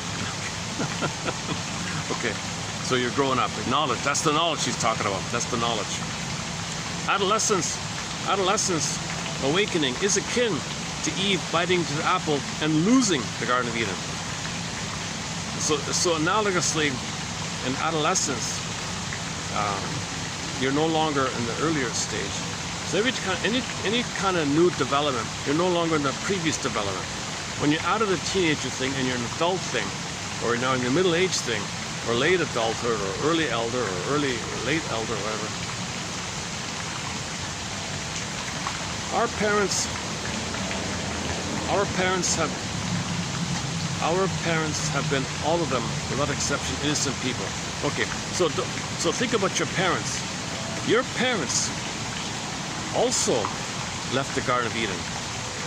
They also had to get the knowledge that they can't be in a Garden of Eden, that they're not kings and gods, they're not omnipotent. They have the knowledge. Man cannot return to the Garden of Eden once he has set out on an evolutionary path. Evolutionary path, development. Expulsion from the Garden of Eden illusion. When the naked facts of gender differences are exposed. Oh, okay, yeah, similar like before. So you feel the expulsion. You're kicked out. You're kicked out of the Garden of Eden illusion. Okay, it's an illusion. When the naked facts, you're naked, and the naked facts of your nakedness. From your nakedness, there's naked facts. Okay, so when the babies are naked, so now you'll recognize the naked facts, the raw facts, because you're naked, that there's differences. That's part of being expelled from the blissful thing. All right, next one here. Okay, I'm not a fan of Mr. Fromm here, but there's one here anyways. Eric Fromm believed that it was the knowledge of man's eventual destiny, his finiteness, that led to his expulsion from the Garden of Eden. Okay, so knowledge of time. So you're expelled. I actually like, when you recognize time, that there is time, you're expelled from the timelessness. So Garden of Eden is timelessness. When you accept time, like emotionally, like if you say, I want to live forever, I don't want to think about getting older. I'm not going to get older. Immortality, I'll live forever. If you ignore time, if you ignore development, you're still unconsciously in a fantasy that things can go on forever in some form. So if you're still in timelessness, unconscious timelessness, you might have ideas or hunches or fantasies of immortality as a reflection of the timelessness. So again, ideas, okay, or symbols of immortality, but that's a reflection of the timelessness. So that's still the Garden of Eden kind of idea, no time. So he says, if you recognize time, then you've been expelled. You've been kicked out of timelessness. So when you transition from timelessness to time, emotionally speaking,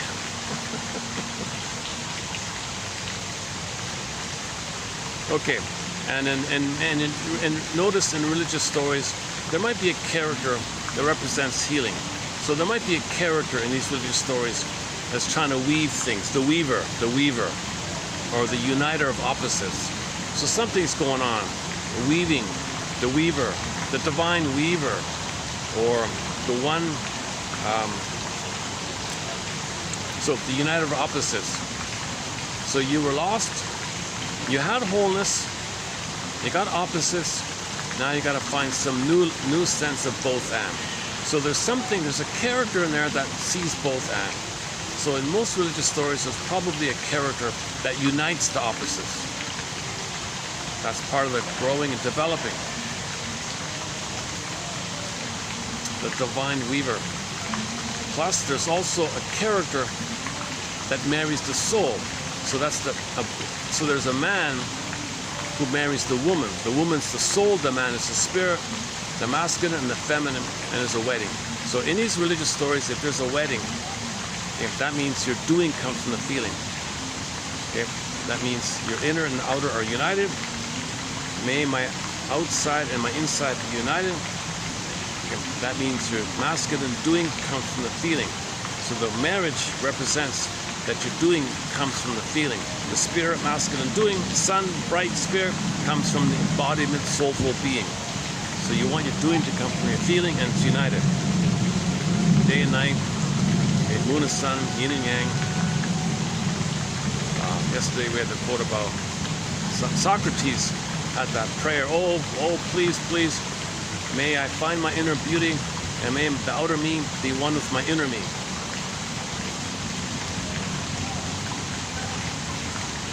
Okay, just on the lighter side here, somebody borrowed, I've heard this joke a few times. So this is a well-known joke, everybody's heard this, but I'll just run through it quickly here. I've never told this one before, let's see how we do. So somebody borrowed, just for fun, this story about the Adam and Eve thing, just to make a point about something else, about nobody's perfect or something. Reality check here, nobody's perfect, right? So the joke is, so first you had Adam, right?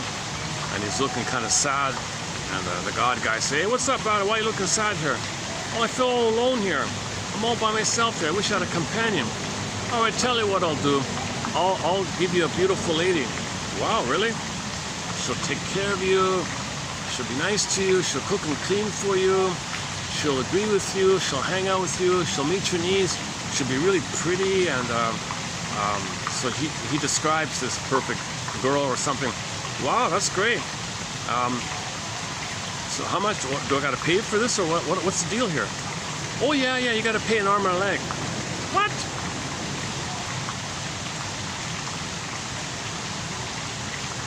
What can I get for a rib? So the famous expression, you know, something's very expensive. How much is that thing? Oh, you can't afford it. It costs an arm and a leg. Whoa. So somebody took the idiom of something being expensive and borrowed it to say, well, if I got to pay that for something perfect, if I just give you a rib, what can I get? So with the rib, you get a woman who's not going to be perfect.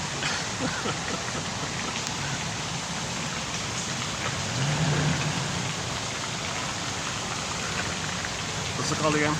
Well, what can I get for a rib joke? Yeah.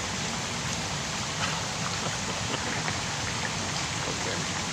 My delivery today's been a little too choppy here. So sometimes I'm calmer. I can speak more smoothly. Once in a while I get that. Depends on different factors. Today I'm not feeling present today. I think I try to compensate with the caffeine, and it backfired on me a little bit. Anyways, I read so that's 3222. I'm going to pick up on this issue of this Garden of Eden thing. So different versions, right? It's the symbiotic oneness. It's the blissful paradise oneness, Garden of Eden, Shambhala, Shangri-La, Nirvana, Paradise, Utopia. Okay, that's code for the psychology. So that symbol, remember, symbol for unconscious. The symbol represents the unconscious psychology that the baby's one with the mother in a state of non-differentiation, undifferentiation, enmeshment, merge and fusion, blissful oneness. So he's everywhere. He's floating around the universe. He's automatic. They map. Delirious euphoria, floating around in some kind of blissful oneness kind of state called the Garden of Eden. So the Garden of Eden is a symbol for the psychology. As above, so below. So when the baby's feeling this bliss inside, how do we know? How do we talk about this? We create a story. We put out a story. It might have been a dream. 10,000 years, everybody shared their dreams. Okay, poof, Garden of Eden, Shambhala, Shangri-La, and all places around the world will have some term for this blissful thing. In every language, there's got to be a word to represent this psychology of when the baby feels blissfully one with his mother. There's got to be a word for that in every language, I'm sure. If you take a fairy tale from any language, any place, there'll be something to that effect, something like that. Like Shangri-La, right? Shangri-La in Mandarin, Shambhala in somewhere in India. I'm not sure which language there. Many languages there, right? Utopia, Garden of Eden, we know. Nirvana, we know. Utopia, we know. Avalon, that's the Irish one, Avalon, right? Oh, play the song Avalon. Back to Avalon by Ann Wilson. Art. from the live album called Road Home. It's a good song.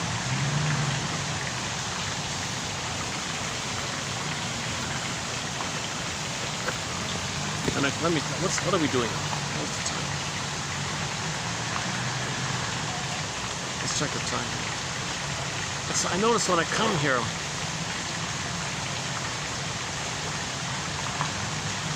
yesterday was in the park, I had more space.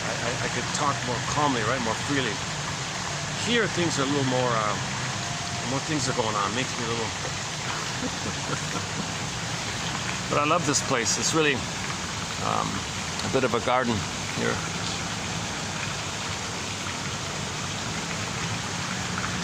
Let's see if it'll read out here. Hold on a sec. Let's see if we get lucky. Sometimes this works. Vanished from Eden with these words, with pain you will give birth to children, and by the sweat of your brow you will eat your bread. A Brodsky/adolescent awakening is akin to Eve biting into the apple. You're kidding. Hold on. Starts at the end. I'm constantly having an issue with this readout thing. Our parents have been all of them without exception innocent people.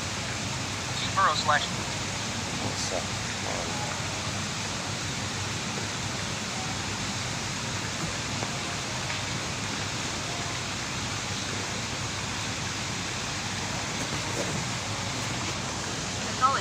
Presents the psychological facts in symbolic form. If the Garden of Eden means the intrauterine life for which the fantasy of every man unconsciously longs, it follows that the expulsion from the garden is a symbol for birth into the outer world. The person who forms his ideal according to the reality principle sees in the Garden of Eden myth not the fall of man, but his ascent and the triumph of his adult love of truth and reality over the passive pleasure lust of babyhood. To choose ignorant dependence is to choose the arrest or regression of psychic life. To choose knowledge and disobedience is to advance towards adult individuality and self-guidance. The happy dwellers in paradise are ready to persecute all truth seekers who make the reality principle their guide and so threaten to disturb the peaceful dreams of fantasy. The psychical growth and heath of man depend on his gaining knowledge as a basis for action, which forever bars his return to the sleep-like paradise of his fancy. It is clear that the traditional interpretation of the fall myth represents the wishes of the aging elders, the jealous parents, and the envious priests, the force of reaction, and the unconscious wishes in every human soul to escape from life and to sink back into an unlimited indulgence of self-interested passivity / the hero is ever unconsciously identified with his worshipper. Religion is in harmony with typical unconscious needs. The believer feels at home as a member. God himself is felt to be a society of three perfect lovers. The Father unobtrusively protects and guides his children from heaven. The motherly love of the Holy Spirit is ever within their soul, and the example of the heroic Son is ever before their eyes as an example for imitation. See Moxon. Developmentally, psychic, splitting begins very early in infancy, possibly even at birth. So oneness can also be understood as a womb fantasy, a regression to a state of imagined undifferentiated oneness with the universe. A Kali/man who lives in the Garden of Eden, in complete harmony with nature but without awareness of himself, begins his history by the first act of freedom, disobedience to a command. H. Allen / having been expelled from the Garden of Eden, he begins his independent life. His first act of disobedience is the beginning of human history, because it is the beginning of human freedom. L. Aaron / the idea of childhood as a time of innocence, ending, is best known through the myth of the Garden of Eden. In this story, two innocent children are banished from the garden. Despite the sense of betrayal, most of us would rather not accept the disintegration of trust that is the outcome of our early experience with seemingly omnipotent parents. Be bite halami / a weaning experience, weaning away from neurotic expectations, an expulsion from a false Garden of Eden into the real world in which the patient is now equipped to find what he or she needs. M. Bergman / the expulsion from the Garden of Eden is an unfair punishment. We never plan to grow up, just as we don't plan to grow old and die, and the fact we are given no choice arouses our opposition.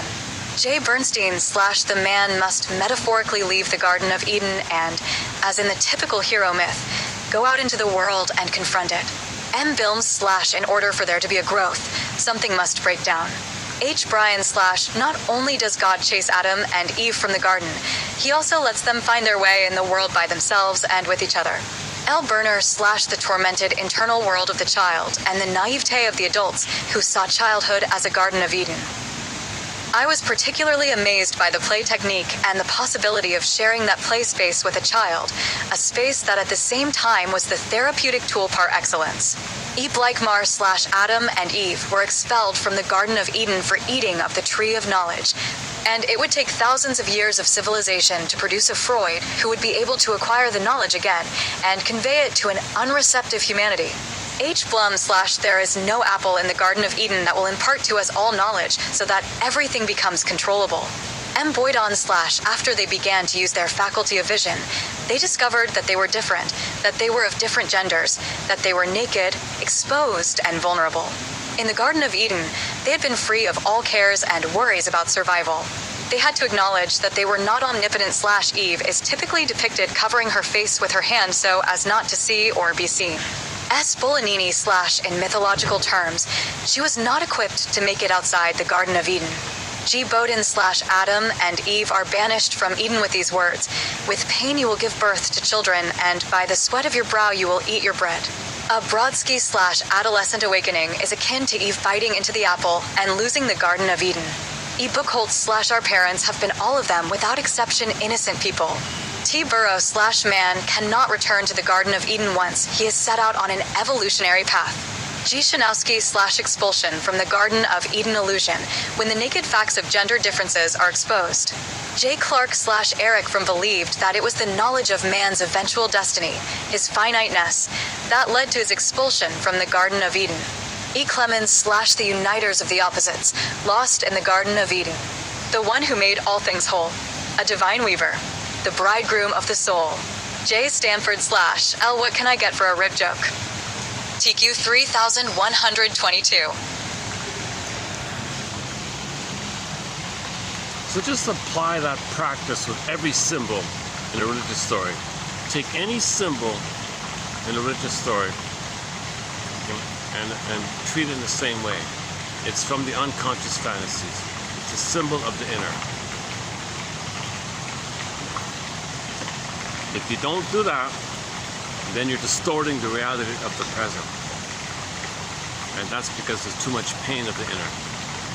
To know the inner, treat religious stories, the symbols in them, as a code for inner psychological trauma of prenatal time, birth time, developmental time, and the psychic maneuvers of either or, identification of the aggressor, ambivalence, of course, things are exaggerated, so the mythological kind of area,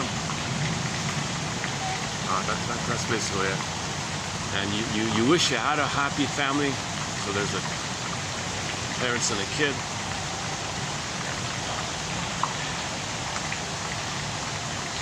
But the parents, I see, the parents, like the father's supposed to protect you from the mother. It should be just two, right? Like the two is one. Why is it three is one? Oh, because in development, you leave the mother. Oh yeah, in development, you got to leave the oneness of the mother and join the third. The third is the father stands in for out of the mother. So the father idea is that when you leave the oneness of the mother and connect with the father, you're connecting with the world because the father's the bridge to the world. You can't turn to the father to do what the mother should have done. There's a lot of problems like that. A lot of kids hate their father because the mother didn't do her job, so you think the father should do it, but the father can't do it. What are you talking about? You're confused like that. Now all your rage like this.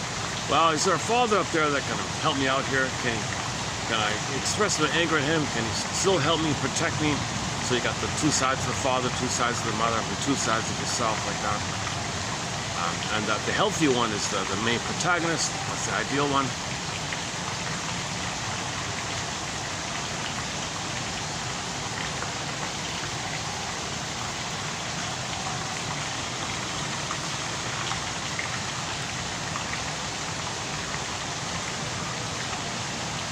Okay, maybe I should start to wind down here. What time is it?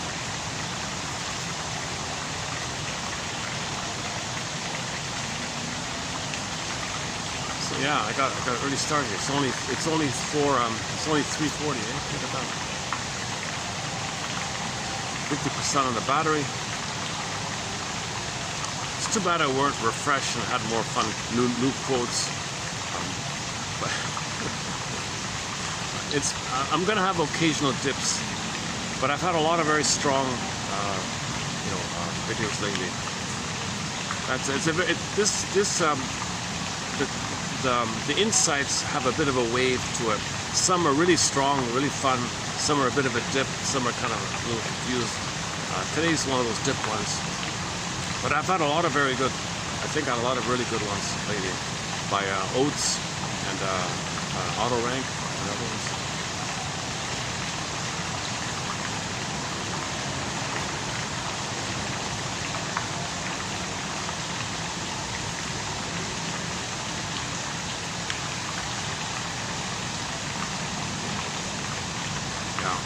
Yeah, check out yesterday's video for a continuation on this point. So yesterday was actually, I went deeper yesterday. This is like stepping back a bit. If you want to go deeper from this point, check out yesterday's video down at the park. We played all the songs. I was feeling a little groggy, but it was still okay. And then better yet, go to the one before it. That was the fresh one, down at the balcony, that one. So I think, yeah, okay, let's just wrap it up here. I wish, part of me wants to continue the nice, being in a nice sunny day here. I got the fan, I'm not baking. Although the temperature is kind of high, luckily the humidity isn't too bad today.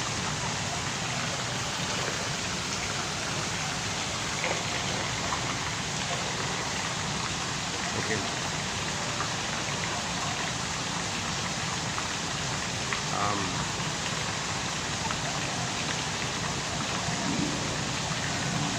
I feel like I'm missing something. I'm forgetting something here. What am I forgetting?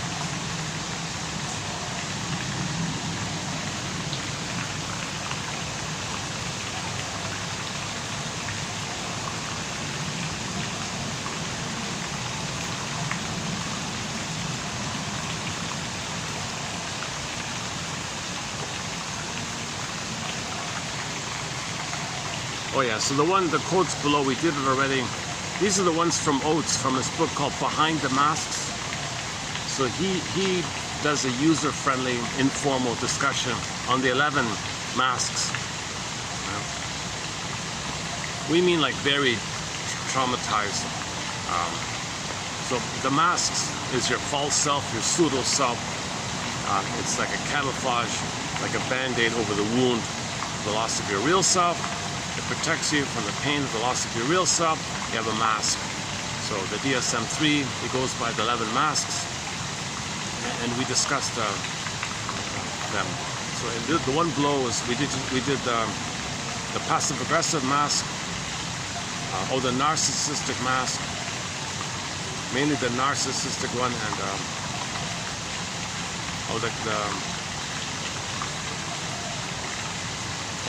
the showy one, the star one, the 3 on the Enneagram. Basically the 3 on the Enneagram, that they call it, back then they called it the gregarious histrionic. So this is the marketing personality, look at me, or something. They're empty inside, they're hollow inside, always putting on a show, they're always acting. That's a mask. That's a mask. The narcissism is a mask. I'm a king and I got a special. So when your real self is not there, you have a mask. And like the other quote said, if you're happy with yourself in love and work, you're good. You got your heaven on earth. You don't need the defensive thing. You have no time for these delusions now. This thing that hurts you. It hurts you. It's patronizing, it insults you, and then you're in pain, you regress, and you want the blissful chemistry of the bliss. Oh, were you triggered? Did you get your fix? So put your money in the basket. See you next time.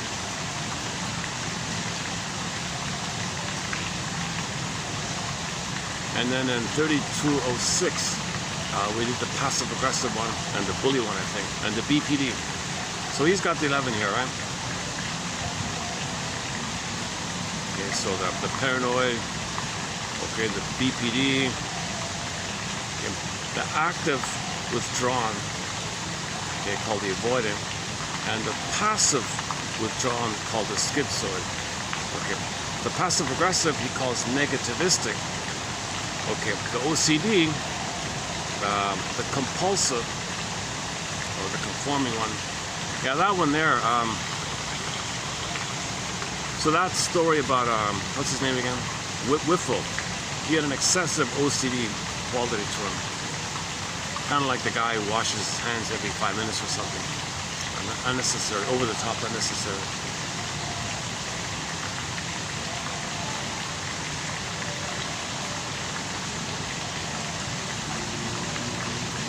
So on.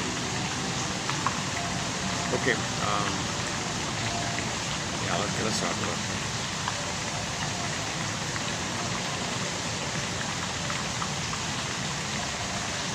What would be a good song to close up with? Well, we talked about Garden of Eden, right?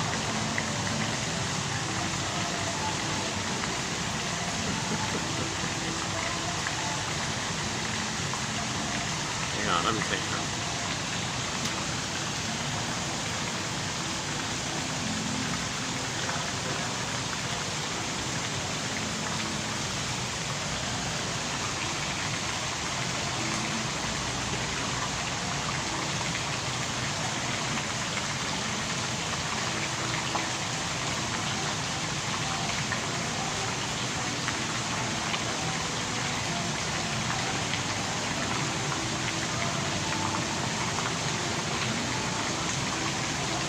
Well, I guess we could play Hayfield.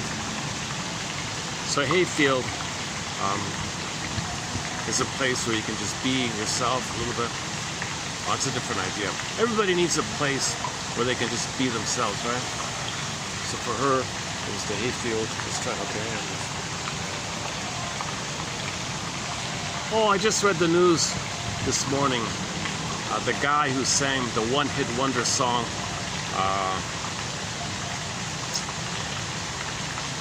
what's his name again? Did we play that song? Compulsive. Hang on a second, what's it called again?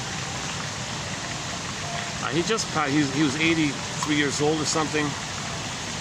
He was one of the original members with Kim Mitchell of an old band called Max Webster. I'm not a huge fan of them. They had one really blockbuster hit back then.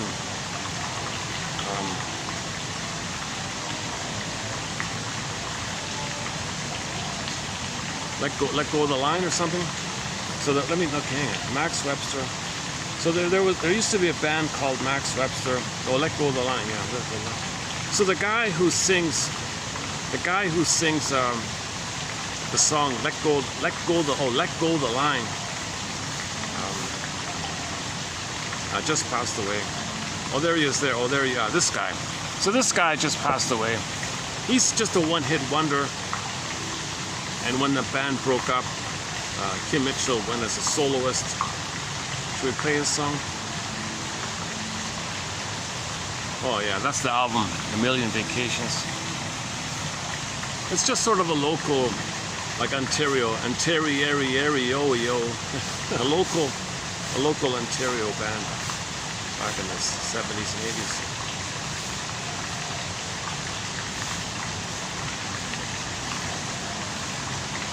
Should we play it?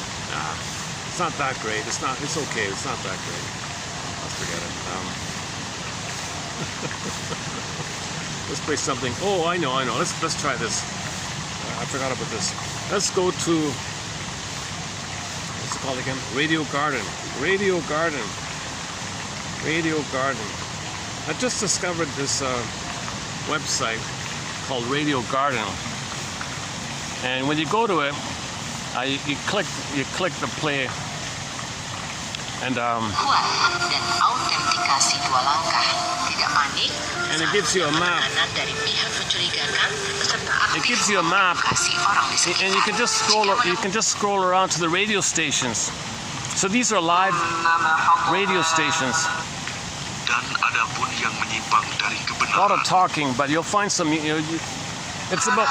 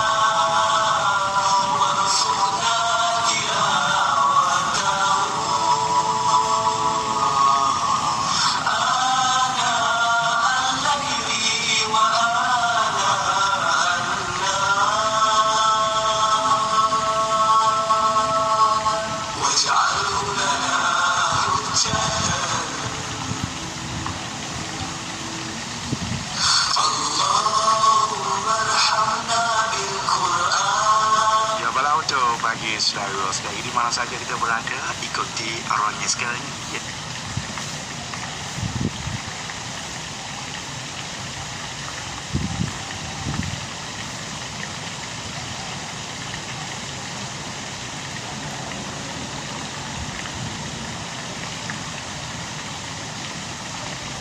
องค์คมนตรีเป็นผู้แทนพระองค์ไปในการบำเพ็ญพระราชกุศลเนื่องในวัน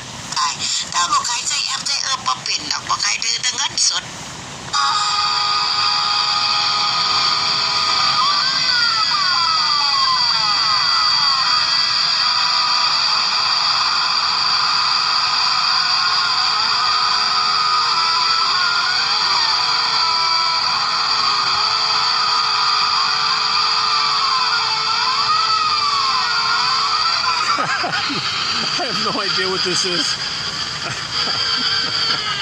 Oh my god. What the hell? Oh, it was the ending of the song, okay.